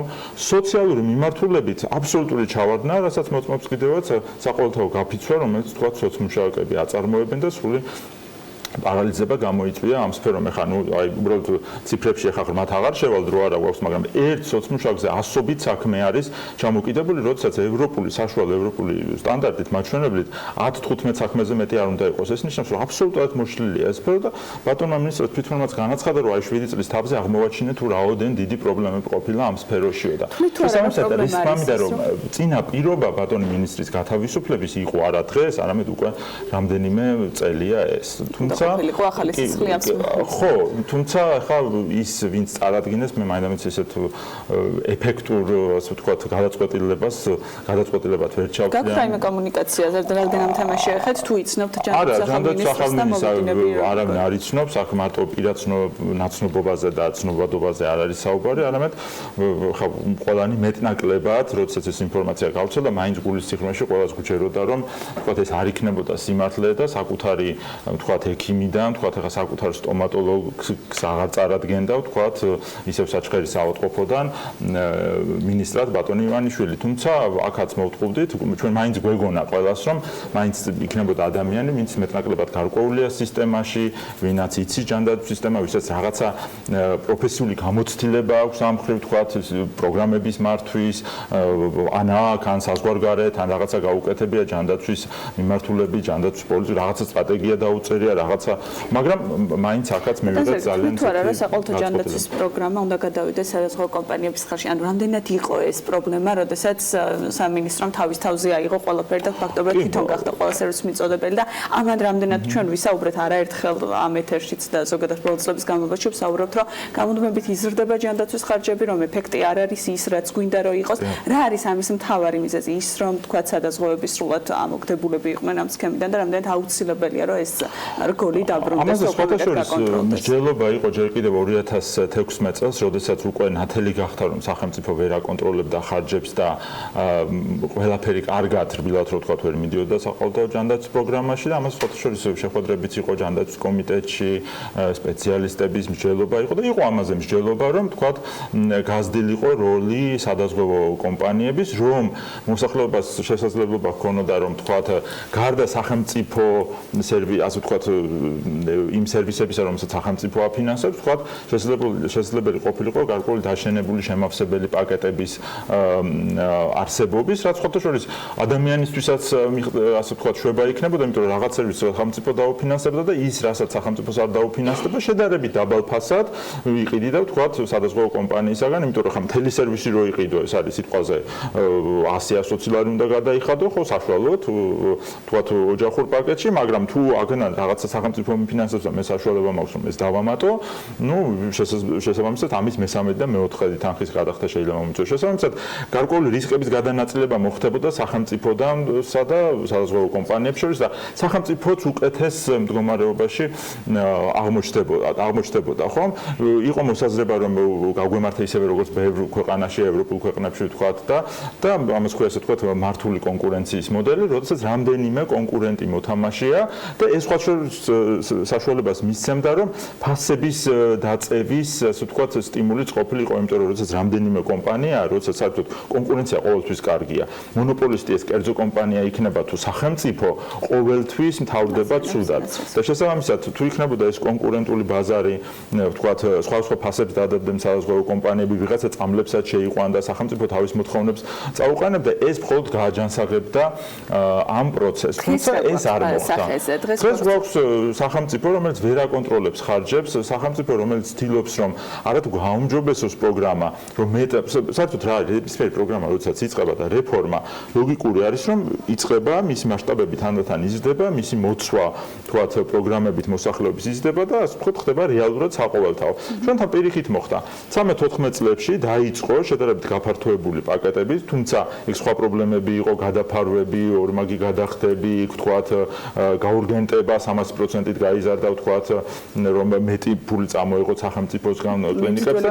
კი ბატონო, მაგრამ 13 წლებში და 15-ის დასაწყისშიც ხო ბევრმა ადამიანმა ისარგებლა ამ პროგრამით, თუმცა მაშინ ჩვენ როდესაც ვთავაზობდით თქვათ ჯანდაცვის მინისტრსაც და სამინისტროსაც, რომ ეს პროგრამა უფრო ეფექტური გაგვეხადა, რომ ის ნაკლოვანებები, რომელიც მაშინვე გამოვლინდა, აღმოფხვრილიყო, ამაზე სამინისტრომ არაფერი არ გააკეთა და შედეგად მივიღეთ, რომ პროგრამა კი არ გაფართოვდა, პირიქით შევიწროებისკენ წავიდა, იმიტომ რომ აბსოლუტურად უკონტროლო გახდა ეს მოვლენები და არაფერს ვამბობ, ახლა ჩვენ ვახსენეთ იქ 100 მილიონიანი გადახარჯვები და დეფიციტი, მაგრამ კიდევ უფრო მძიმე სიტუაცია თუ გადავხედავთ სამინისტროს და სახელმწიფოს დავალიანებებს კლინიკების და სამედიცინო დაწესებულებების მიმართ, რომელიც 4-დან 6 თვემდეა ეს დავალიანებები და ეს მაჩვენებელი არ შედის იმ დეფიციტურ ხარჯვებში, რომელსაც ჩვენ ვახსენებთ და ეს რასაკვირველია პირდაპირ ხარისხს ურტყამს, ეს ურტყამს და აჩენს სხვათა შორის კორუფციულ ისეთ გარიგებების თავარი გამოწვევა დღესდღეობით რა არის, რაც ახალ მინისტრს ანუ ყველა მიმართულებით რაც ჩვენ ჩამოვთვალეთ არის გამოწვევა, მაგრამ ძალიან გავამსხვილოთ გამოწვევა ეს არის პირველადი ჯანდაცვის რეფორმაა სასწრაფოდ დასაწყები, ეს არის საყოველთაო ჯანდაცვის სისტემის დიზაინის ცვლილება იმდაგვარად, რომ მეტმა ადამიანმა და ბენეფიციარმა ისარგებლოს და პაკეტები რეალურად გახდეს ისეთი, რომ ჩვენ რეალურად გქონდეს საშუალება, რომ საყოველთაო ჯანდაცვა უწოდოთ, იმიტომ რომ ეს ფიგურალურად არის დღეს საყოველთაო და საყოველთაობასთან ამას არანაირი კონტაქტი არ აქვს და მესამე ძალიან დიდი მნიშვნელოვანი, უბრალოდ მესამე მნიშვნელოვანი და მეოთხესაც ვიტყვი მესამე, ეს არის ფარმაცევტული სფერო, რომელიც ვერ მოგვარდა, ვერანაირად ვერ გადაილახა ეს ოლიგოპოლიის პრობლემა, თქვათ ფასების, ხარისხის პრობლემა და ეხლა გუშინ განაცხადა მინისტრმა და ბატონმა ბახტაძემაც, რომ ეს იქნება ჩვენი პრიორიტეტი, მაგრამ ამის განცხადება არაფერს ჩვენ არ გვეუბნება, იმიტომ რომ 2014 წლის სტრატეგია ჯერ კიდევ 6 წლის 5 წლის წინანდელი რომ აიღოთ, იქაც ზუსტად წერია, რომ პრიორიტეტია პირველადი ჯანდაცვა, პრიორიტეტია წამლების ხარისხი, ევრორეგულაციასთან მისი პოლიფარმაცია. კი, იგივე პოლიფარმაცია, რომელსაც რო იქნებოდა, მაშინაც ვამბობდით, რომ ეს არ იმუშავებდა, იმიტომ რომ აბსოლუტურად გაუაზრებელი სქემა იყო და რომელიც ერთ წელიწადში, რა თქმა უნდა, გაუქმდა ისე, რომ აბერამენ ვერ ისარგებლა და თვითონვე დაინახავთ. იგივე ქაღალდის რეცეპტების ამბავი გახსოვთ, დაიწყეს, ვამბობდით, რომ ეს არ იმუშავებდა, არა და ელექტრონულ რეცეპტებზე მთელი ქვეყნის მასშტაბით დღემდეც ვერ გადავედით. ასე რომ ძალიან ბევრი გამოწვევებია და კიდევ მეოთხე მნიშვნელოვან გამოწვევას დავამატებ, რომელიც უნდა გადაილახოს, ეს არის ზუსტად კადრების, ასე ვთქვათ, საკითხი, ეფექტური მენეჯერების საკითხი, რომლის ძალიან დიდი დეფიციტია ჯანდაცვის სამინისტროში, იმიტომ რომ ძალიან დიდი წილი პრობლემები ზუსტად მოდის იმით, რომ არ ხდება ეფექტური ადმინისტრირება და მენეჯმენტი პროგრამების და ის გადაწყვეტილება, რაც ჩვენ მივიღეთ, რაც ივანიშვილმა შემოგთავაზა, ვთქვათ, ბახტაძის პირით, ვერანაირ, ასე ვთქვათ, მოლოდინს ვერ ქმნის, რომ კადრების საკითხი დადებითად გადაწყდება, იმიტომ რომ ეხლა როდესაც ადამიანები ნიშნებიან არა თავიანთი გამვლილი გზის, გამოცდილების, რაღაცა ასე ვთქვათ, ბექგრაუნდის მიხედვით, არამედ ვიღაცის, ვთქვათ, იმით რომ ვიღაც პირადი ექიმი ან ვიღაც პირადი უშიშროების სამსახურის წარმომადგენელი, ამ პირადი შემზარეული იყვნენ და ამის გამო ისინი წინაურდებიან და მინისტრები ხდებიან, ეს რასაკვირველია არ გვაძლევს იმის განცდას, რომ და მოლოდინს, რომ ეს პრობლემები მოგვარდება. დავალოთ, როგორ იქნება ახალი მინისტრი, რა შემოგთავაზებს და ვიდრე გაგიშვათ, მოკლედ მინდა რომ მკითხოთ, ყველაზე კარგი რა გახსენდება სერგეენკოს მინისტრობის დროს, ყველაზე წარმატებულ რეფორმას, რომელშ შეაფასებთ, რომელი პროგრამა რომელმაც იმუშავა რეალურად და შედეგი გამოიღო. მოდი ესე ვიტყვი, არ მინდა რომ რაღაცა ისეთი რომ ვერაფერი ვერ ვთქვა, მაგრამ იყო კარგი წამოწყებები, თქვათ იგივე წამოწყება რომ საყოველთაო ჯანდაცვა, კი ბატონო, ამისთვის და სხვა შორის ეს არ მომხდარა ერთ დღეში, ხა და ის თქვათ პოზიტიური რეიტინგი, რაც სერგეენკოს ჰქონდა, ეს არ იყო მხოლოდ მისი პოზიტიური რეიტინგი, იმიტომ რომ სახელმწიფო იყო მზად ამისთვის, ხო? ეს ვერ დაიწყებოდა 2003 წელს, 4 წელს, 5 წელს, როცა თქვათ 500 მილიონი იყო მთელი ქვეყნის ბიუჯეტი. დაიწყო 2013-ში, როდესაც ბიუჯეტი ბიუჯეტი ავიდა 11 მილიარდზე, ხო და ამის საშუალება ჰქონდა სახელმწიფოს. ასე რომ წამოწყება თვითონ საყოველთაო ჯანდაცვის იყო ძალიან კარგი. თქვათ იგივე C-ჰეპატიტის პროგრამა იყო ძალიან კარგი, თუმცა ეს რეგიონს არ უკავშირდება ეს ჩვენი ამერიკელი პარტნიორების და სხვათა შორის სამოქალაქო სექტორის დიდი დამსახურება, იმიტომ რომ არასამთავრობო ორგანიზაციები იყვნენ ამაში თავის დროზე ჩართული. მაგრამ კარგი წამოწყება იყო. იგივე ის რომ შეუძლებელი იყო ასეთი ქრონიკული დაავადებების რომელზეც ვიცახოდით რომ აი წამლების კომპონენტი კარგი იყო რომ დაფიქრდნენ, მაგრამ როგორ განახორციელეს, ანუ წამოწყებები თავისთავად და მცდელობები ჰქონდა ბატონ სერგეენკოს, მაგრამ ვერც ერთი მიმართულებით სამწუხაროდ აი ვეძებ ახლა რომ აი რომელიმე წარმატებული პროგრამა, რომელიც აი რომ დაისახა, გავიდა იმ ინდიკატორულ მაჩვენებელზე ან ხარისხობრივ ან რაოდენობრივ, სამწუხაროდ ვერც ერთი პროგრამა ვერ გავიდა. ასევე შეგახსენებთ ძალიან კარგი წამოწყება იყო, თქვათ, კერძო სახელმწიფო პარტნიორობით, თქვათ, ფარმაცევტულ სფეროში გასაუმჯობესებლად გადათქმული, თქვათ, იგივე ჰუმანიტის თემას გაგახსენებთ, მაგრამ თვითონ როგორ შემოვიდა ჰუმანიტი და როგორი ვთქვათ კორუფციული გარიგებებით და nepotizmით და შემდგომ როგორ ჩავარდა ეს პროგრამა, ესეც გვახსოვს. ამ წამოწყებები იყო კარგი, მაგრამ ბოლომდე საჭიროებს და დაველოდოთ როგორი იქნება, რა შედეგის მომტანი იქნება ახალი მინისტრობის დროს უკვე მეორე ტალღა, რომელიც დაანონსდა. მადლობა სერგი ჩიხაძეს სტუმრობისთვის. მადლობა თათია შენ მისი მასმიზოლთუს და საინტერესო საუბრისათვის, რომელიც საქმენდილის მაყურებელს შევთავაზეთ. კიდევ ერთი სტუმარი გველოდება, ნახოთ რეკლამის შემდეგ რამდენიმე წუთში დაგებრუნდებით.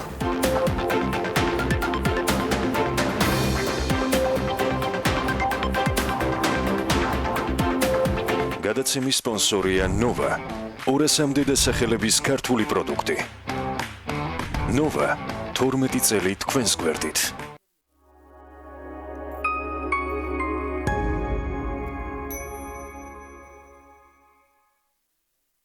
შენ შეგიძლია მოიგო 40 მანქანიდან ერთ-ერთი. ითამაშე ზაფხულში მობილურით, დააგროვე გათამაშების ბილეთები აჯარაბეთის ნებისმიერ თამაში და შექმენი შენი ზაფხულის მობილური ისტორია. 8 კვირა 40 მოგების ისტორია. აჯარაბეთ.com. This way, kids. Keep in line. Be careful. Don't touch the exhibits. Pirosmani's paintings were influenced. Pirosmanis ნახატებში მკაფიოდ იგრძნობა მისი თანამედროვე სოციალური მდგომარეობის გავლენა. There are many works about Ramazes მეპატრონებს. Pirosmans უყარდა ბუნება და სოფლის.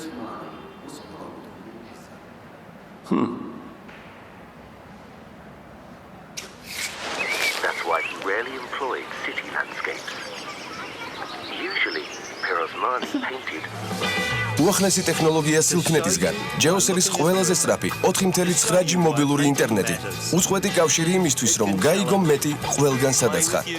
Unlike other artists, Nico didn't aim at a pure imitation of the nature. ლიტვური საცხობის პური ბიულიუსი, პიკანტური პურის ძირას მარცვლებით, ლიტვური საცხობი ევროპული ხარისხის გარანტი. თუ თქვენ კვლავ ბევრი ნივთები, მთაში წასვლა და ზღვაში ყვინთვები, იქნებ მოგინდეთ წინ რომ სახლი დგას. ფიქრობთ, ვინმე რომ ძეგლი დამიდგას. ხომ შეიძლება ერთხელ მოგინდეთ სადმე გაფრინდეთ, მერე მოფრინდეთ, იქნებ იზგინდეთ სხვას რაც არ აქვს. სურვილებსაც ხომ ბოლო არ აქვს. 1000 ლარსაც თუ სურვილებში თვლით ყოველ თვის ბოლოს, 25 წლით მიდით ინატრეთ რაც გულსადია ეს ხომ მოგების წელიწადია. და თუ არ გინდეთ რომ სურვილი დარჩეს სურვილად, ჩაერთეთ ავერსის მტრედი ბარათის გათამაშებაში, რომელშიც თქვენ გაქვთ შანსი მოიგოთ 5ჯერ 10000, 25000, 50,000 ლარი და ერთგულების ჯილდო 1000 ლარი ყოველთვე 25 წლის მანძილზე, ანუ 300,000 ლარი. ავერსი გისურვებთ ჯანმრთელობას და სულიერ სიმშვიდეს.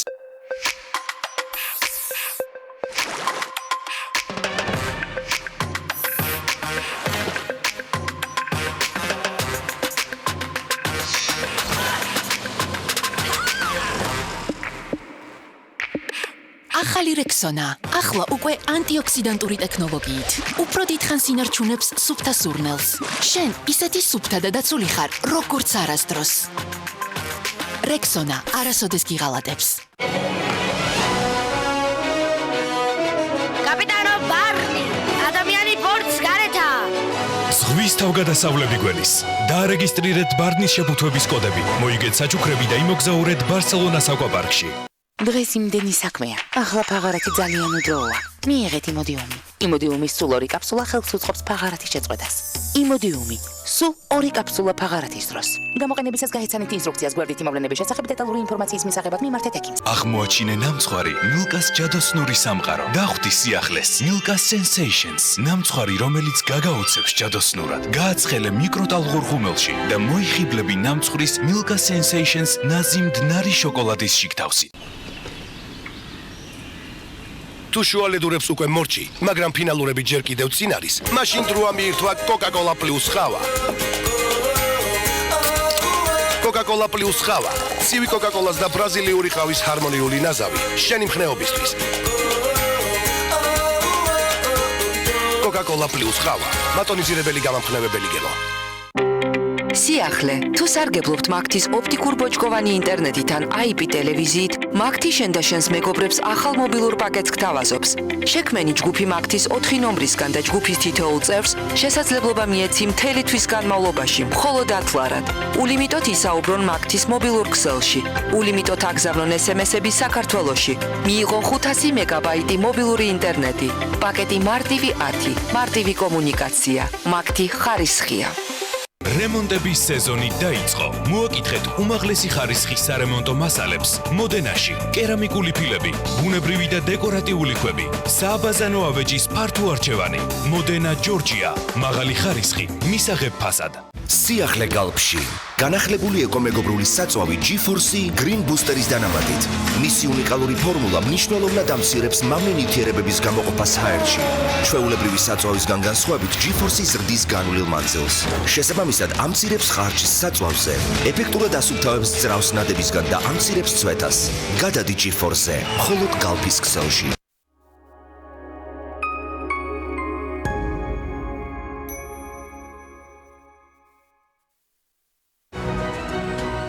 დირსი მასშტაბური საცხოვრებელი კომპლექსი თბილისში. წარმოგიდგენთ. გადაცემის სპონსორია Nova. 200-მდე დასახელების ქართული პროდუქტი. Nova 12 წელი თქვენს გვერდით.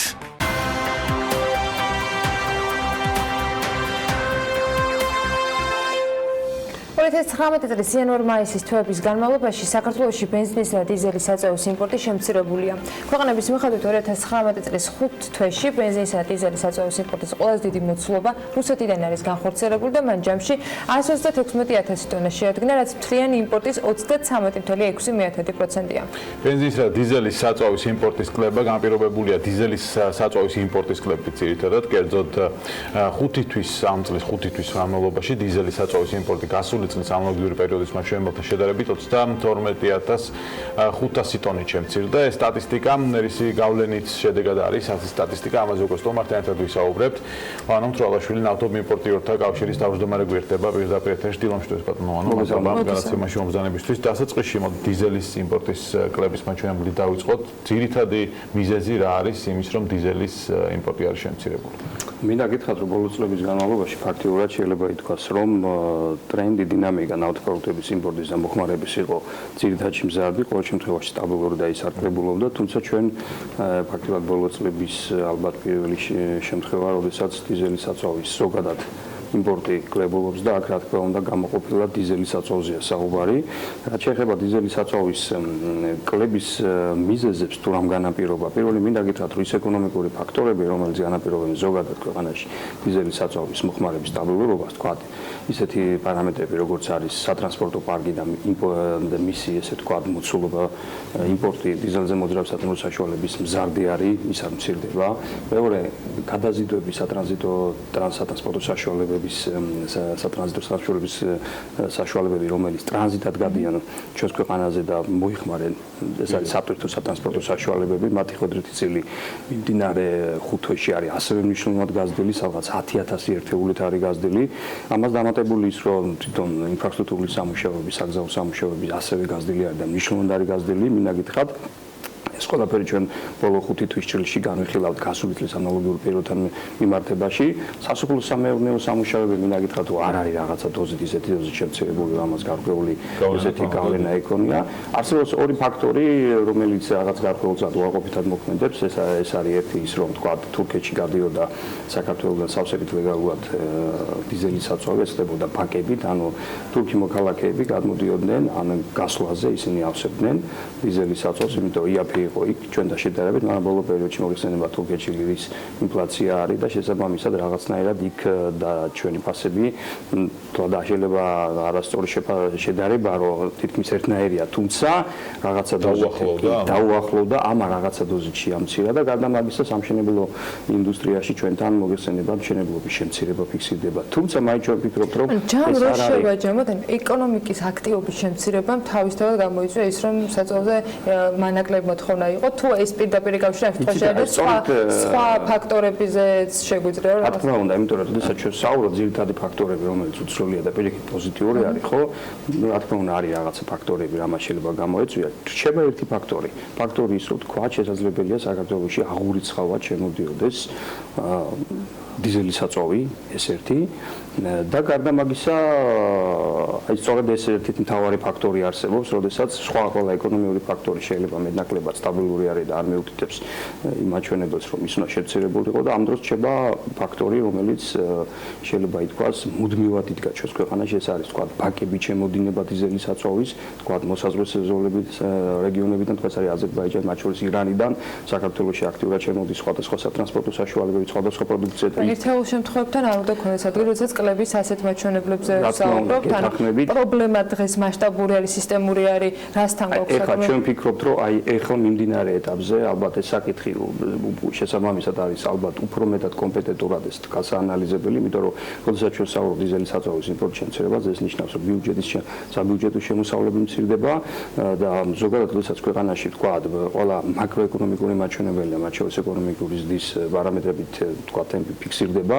ამ შემთხვევაში ლოგიკურად დიზელის საწოვი არ უნდა შემცირებულიყო, ეს არის პროდუქტი, რომელიც გამოიყენება ძირითადში თქვა ეკონომიკურ საქმიანობაში განხორციელებელი ჯგუფების მიერ, თქვა ეს არის თქვა სამშენებლო სეგმენტი, ინფრასტრუქტურული სამუშაოები, გადაზიდვები და ასე შემდეგ. ანუ ძირითადში თუ ამ პროდუქტის თქვა კლება იმპორტის და მოხმარების კლება ეს ტენდენციის სახეს მიიღებს, ეს რა თქმა უნდა იქნება გარკვეულწილად ესე თქვა სიგნალი იმ მიმართულებით, რომ პირველი რიცხვებისა რამე თქვა ინფორმაციას ვფლობთ თქვენ დამატებით, იმიტომ რომ თქვენ ამ სექტორში ბევრად უკეთ და მეტად ხართ შეხედული, ვიდრე თქვა დღეს შეიძლება ისაუბროთ, მაგრამ მაინც მინდა გკითხოთ თქვენ კონკრეტული მონაცემებისა და იმ თქვა დასკვნისა, რა დასკვნასაც ეხლა რა ჯაჭვითაც ეხლა საუბრობთ და ვაკეთებთ, რამე სხვა ინფორმაციას ვფლობთ? სხვა ინფორმაცია არ ალბათ ჩვენ ამ შემთხვევაში განვიხილავთ თითოეული პარამეტრები, რომელიც მე ჩამოგითვალეთ, ეს ციფრებში იზომება და ციფრების მიხედვით აბსოლუტურად ყველგან არის პოზიტიური დინამიკა. რეალურად დიზელის საწოვის იმპორტი და მოხმარება ამ დოზით არ უნდა შემცირებულიყო და შესაბამისად მე პირადად ვფიქრობ, ეს ჩემი აზრია, რომ რაღაც გარკვეული დოზით აღურიცხავი პროდუქცია შემოდის ქვეყანაში და ეს შეიძლება იყოს არ ვსაუბრობ, უფრო იმპორტის შემცირება, მოხმარება არ არის. ან სხვა ტიპის ანალიზი ჭირდება, ხო, რეალურად როდის შეგვეძლება აი ამ ანალიზის გაკეთება, ბატონო. 5 თვის მონაცემები როდესაც ჩვენ იმპორტზე ვსაუბრობთ, იმპორტი ეს არის დეკლარირებული თქვა ინფორმაცია და მინდა გითხრათ საქართველოს ფაქტობრივად ბოლო წლების განმავლობაში ქონდა აბსოლუტურად იდეალურად დალაგებული ეს ვითარება, როდესაც ბაზარი შეიძლება ითქვა ძირითადში იყო გაჯერებული ლეგალური პროდუქციით, ანუ აღურიცხავი კონტრაბანდული. განაპირობა ის რომ ეს დღეს განსხვავებულად შეიძლება ხდებოდა ეს? იცით რა არის, აქციის მე ვერ ვიტყვი, ეს აქციის საკითხი არის. შესაძლებელია ეს იყოს ფასდაშორის სხვაობები, იმიტომ რომ საქართველოში არის საწოლზე საკმაოდ მაღალი ფასი მოიხსენებათ. მოსაზღვრე ზოლებში თქვა აზერბაიჯანში, რომ შევადაროთ მარტივად, ხო აზერბაიჯანში არის და 10 თეთრი ღირს, ჩვენთან ღირს თქვა 2 და 30, 2 და 50, ხო? ანუ ინტერესი საკმაოდ დიდია, რომ იქიდან აღურიცხავად კონტრაბანდულად ტვირთი პროდუქცია შემოვიდეს. მათ შორის ირანში სხვადასხვა არის 20-25 თეთრი დიზელის საწოვი და როდესაც საქართველოში შემოდია სატრანსპორტო საშუალება, მათ შორის არის ბითუმის გადამზიდავი, სატრანსპორტო საშუალებები და სხვა ასე შემდეგ, მათ შესაძლებელია არის ბაკების პრობლემა, როდესაც მათ აქვს 700-800 ტონია, 800 ლიტრიანი, 1000 ლიტრიანი, 1500 ლიტრიანი და რეალურად მათ არ ჭირდებათ ეს მოცულობა, ანუ მათ მოაქვს პროდუქცია, ადგილზე ტოვებენ, მაგრამ აქ არის სწორედ შესაძლებელი საკითხი, ეს მასშტაბები რამდენად დიდი მასშტაბები შეიძლება იყოს და თუ არის ადგილი ხო არა, თქვა ორგანიზებულად რაღაცა აღურიცხავად ან კონტრაბანდულად რაღაცა სახის პროდუქციის შემოდინებას. ეს არის კითხვის ნიშნები, რომელზეც ალბათ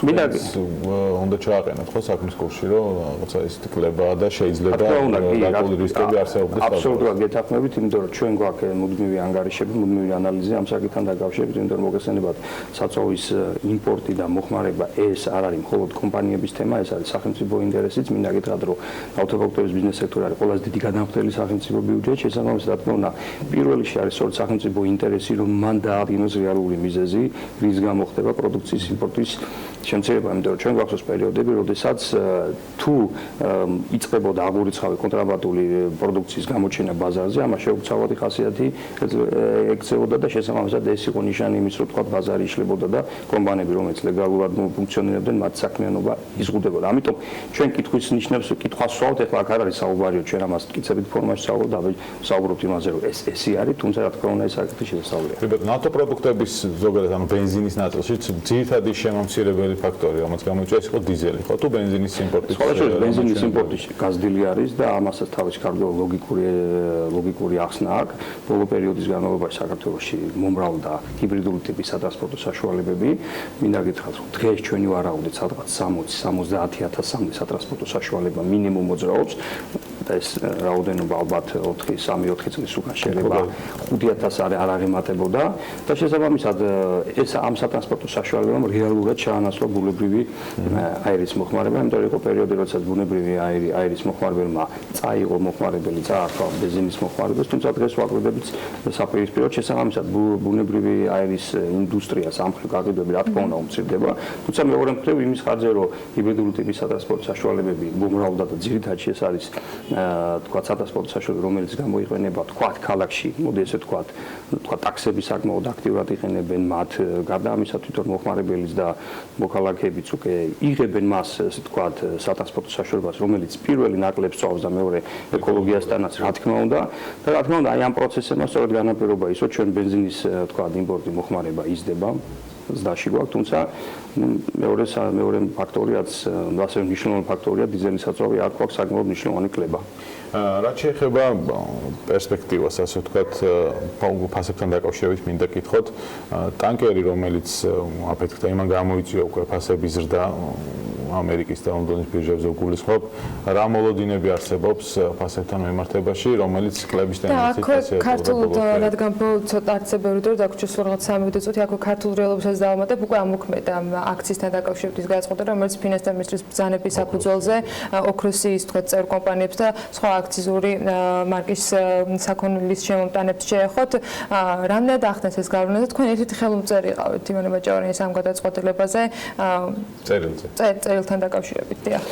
იცით რა არის, თვითონ ეს გადაწყვეტილება, ყოველ შემთხვევაში ხელმომწერი ალბათ არ დარჩა ასოციაცია ბიზნეს გაერთიანება, რომელიც არ გამოეხმაურა ამ გადაწყვეტილებას და მან რაღაცა დოზით არ გააპროტესტა. თუმცა გადაწყვეტილება ძალაში არის შესული, ყოველ შემთხვევაში ეს არგუმენტები რაც ქონა ბიზნეს ამ შემთხვევაში ფინანსთა სამინისტრომ არ გაითვალისწინა და გადაწყვეტილება ძალაში მიღებული არის.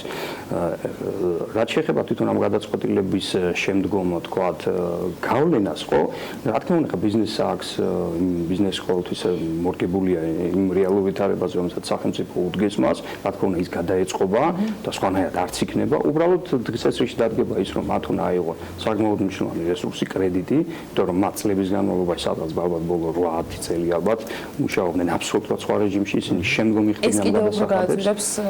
იცით რა, ჩვენ ამაზე არ ვსაუბრობთ, არ არის აქ საუბარი, რა თქმა უნდა ხარჯი გაეზრდებათ კომპანიას, მიმდინარე ეტაპზე გაეზრდებათ, იმიტომ რომ მატერიალურად თქვა სადღაც საწვავის ბიზნესი ბოლოდ ნახეთ, აქ არის ყველაზე დიდი განახდელი ბიუჯეტი, შესაბამისად დიდი მოცულობით შემოდანილ პარტიებზე, თქვა მინიმუმ მათ მიმდინარე ეტაპზე ალბათ მილიონიდან 4-5 მილიონამდე დაჭირდებათ გააჩნია კომპანიას თავისი განვითარების მიხედვით საკრედიტო რესურსის აღება, შესაბამისად ეს არის დამატებითი ხარჯი, რომელიც ხარჯი აღირიცხება, თუმცა მინდა გითხრათ, რომ ზოგადად რა თქმა უნდა ფასწარმოქმნის პროცესში ალბათ ეს გარკვეულ გავლენას არ იქონიებს, იმიტომ რომ საწვავის ფასი დამოკიდებულია იმ გლობალურ ტენდენციებზე, რომელიც საერთაშორისო ბაზრებზე არის, თუმცა ფასები შემცირებულია, მინდა გითხრათ ბოლო პერიოდში ტრენდი იყო დაღმავალი, კლებულობდა, მიმდინარე ეტაპზე თქვენ სწორედ აღნიშნეთ რაღაცა დოზით ფასები მოიმართა, თუმცა ჩვენ ვარაუდობთ, ვფიქრობთ, რომ ალბათ რაღაც გარკვეული დროის მერე, ალბათ ეს მე ზუსტად ვერ ვიტყვი, ძირითადში ალბათ ფასი უნდა წამოვიდეს კლებისკენ, რაღაცა დოზით კორექტირება უნდა მოხდეს.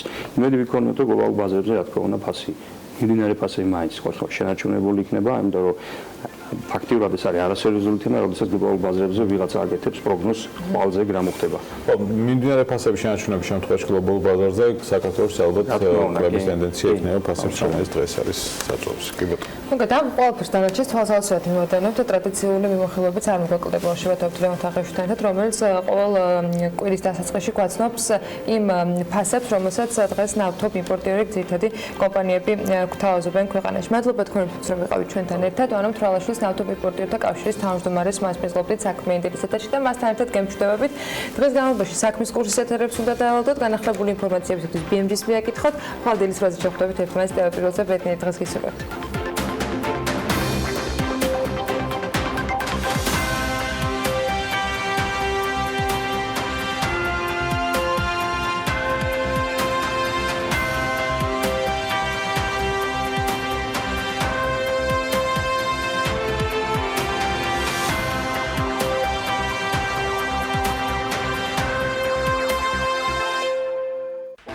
გადაცემის სპონსორია ნოვა. 200-მდე დასახელების ქართული პროდუქტი. ნოვა 12 წელი თქვენს გვერდით.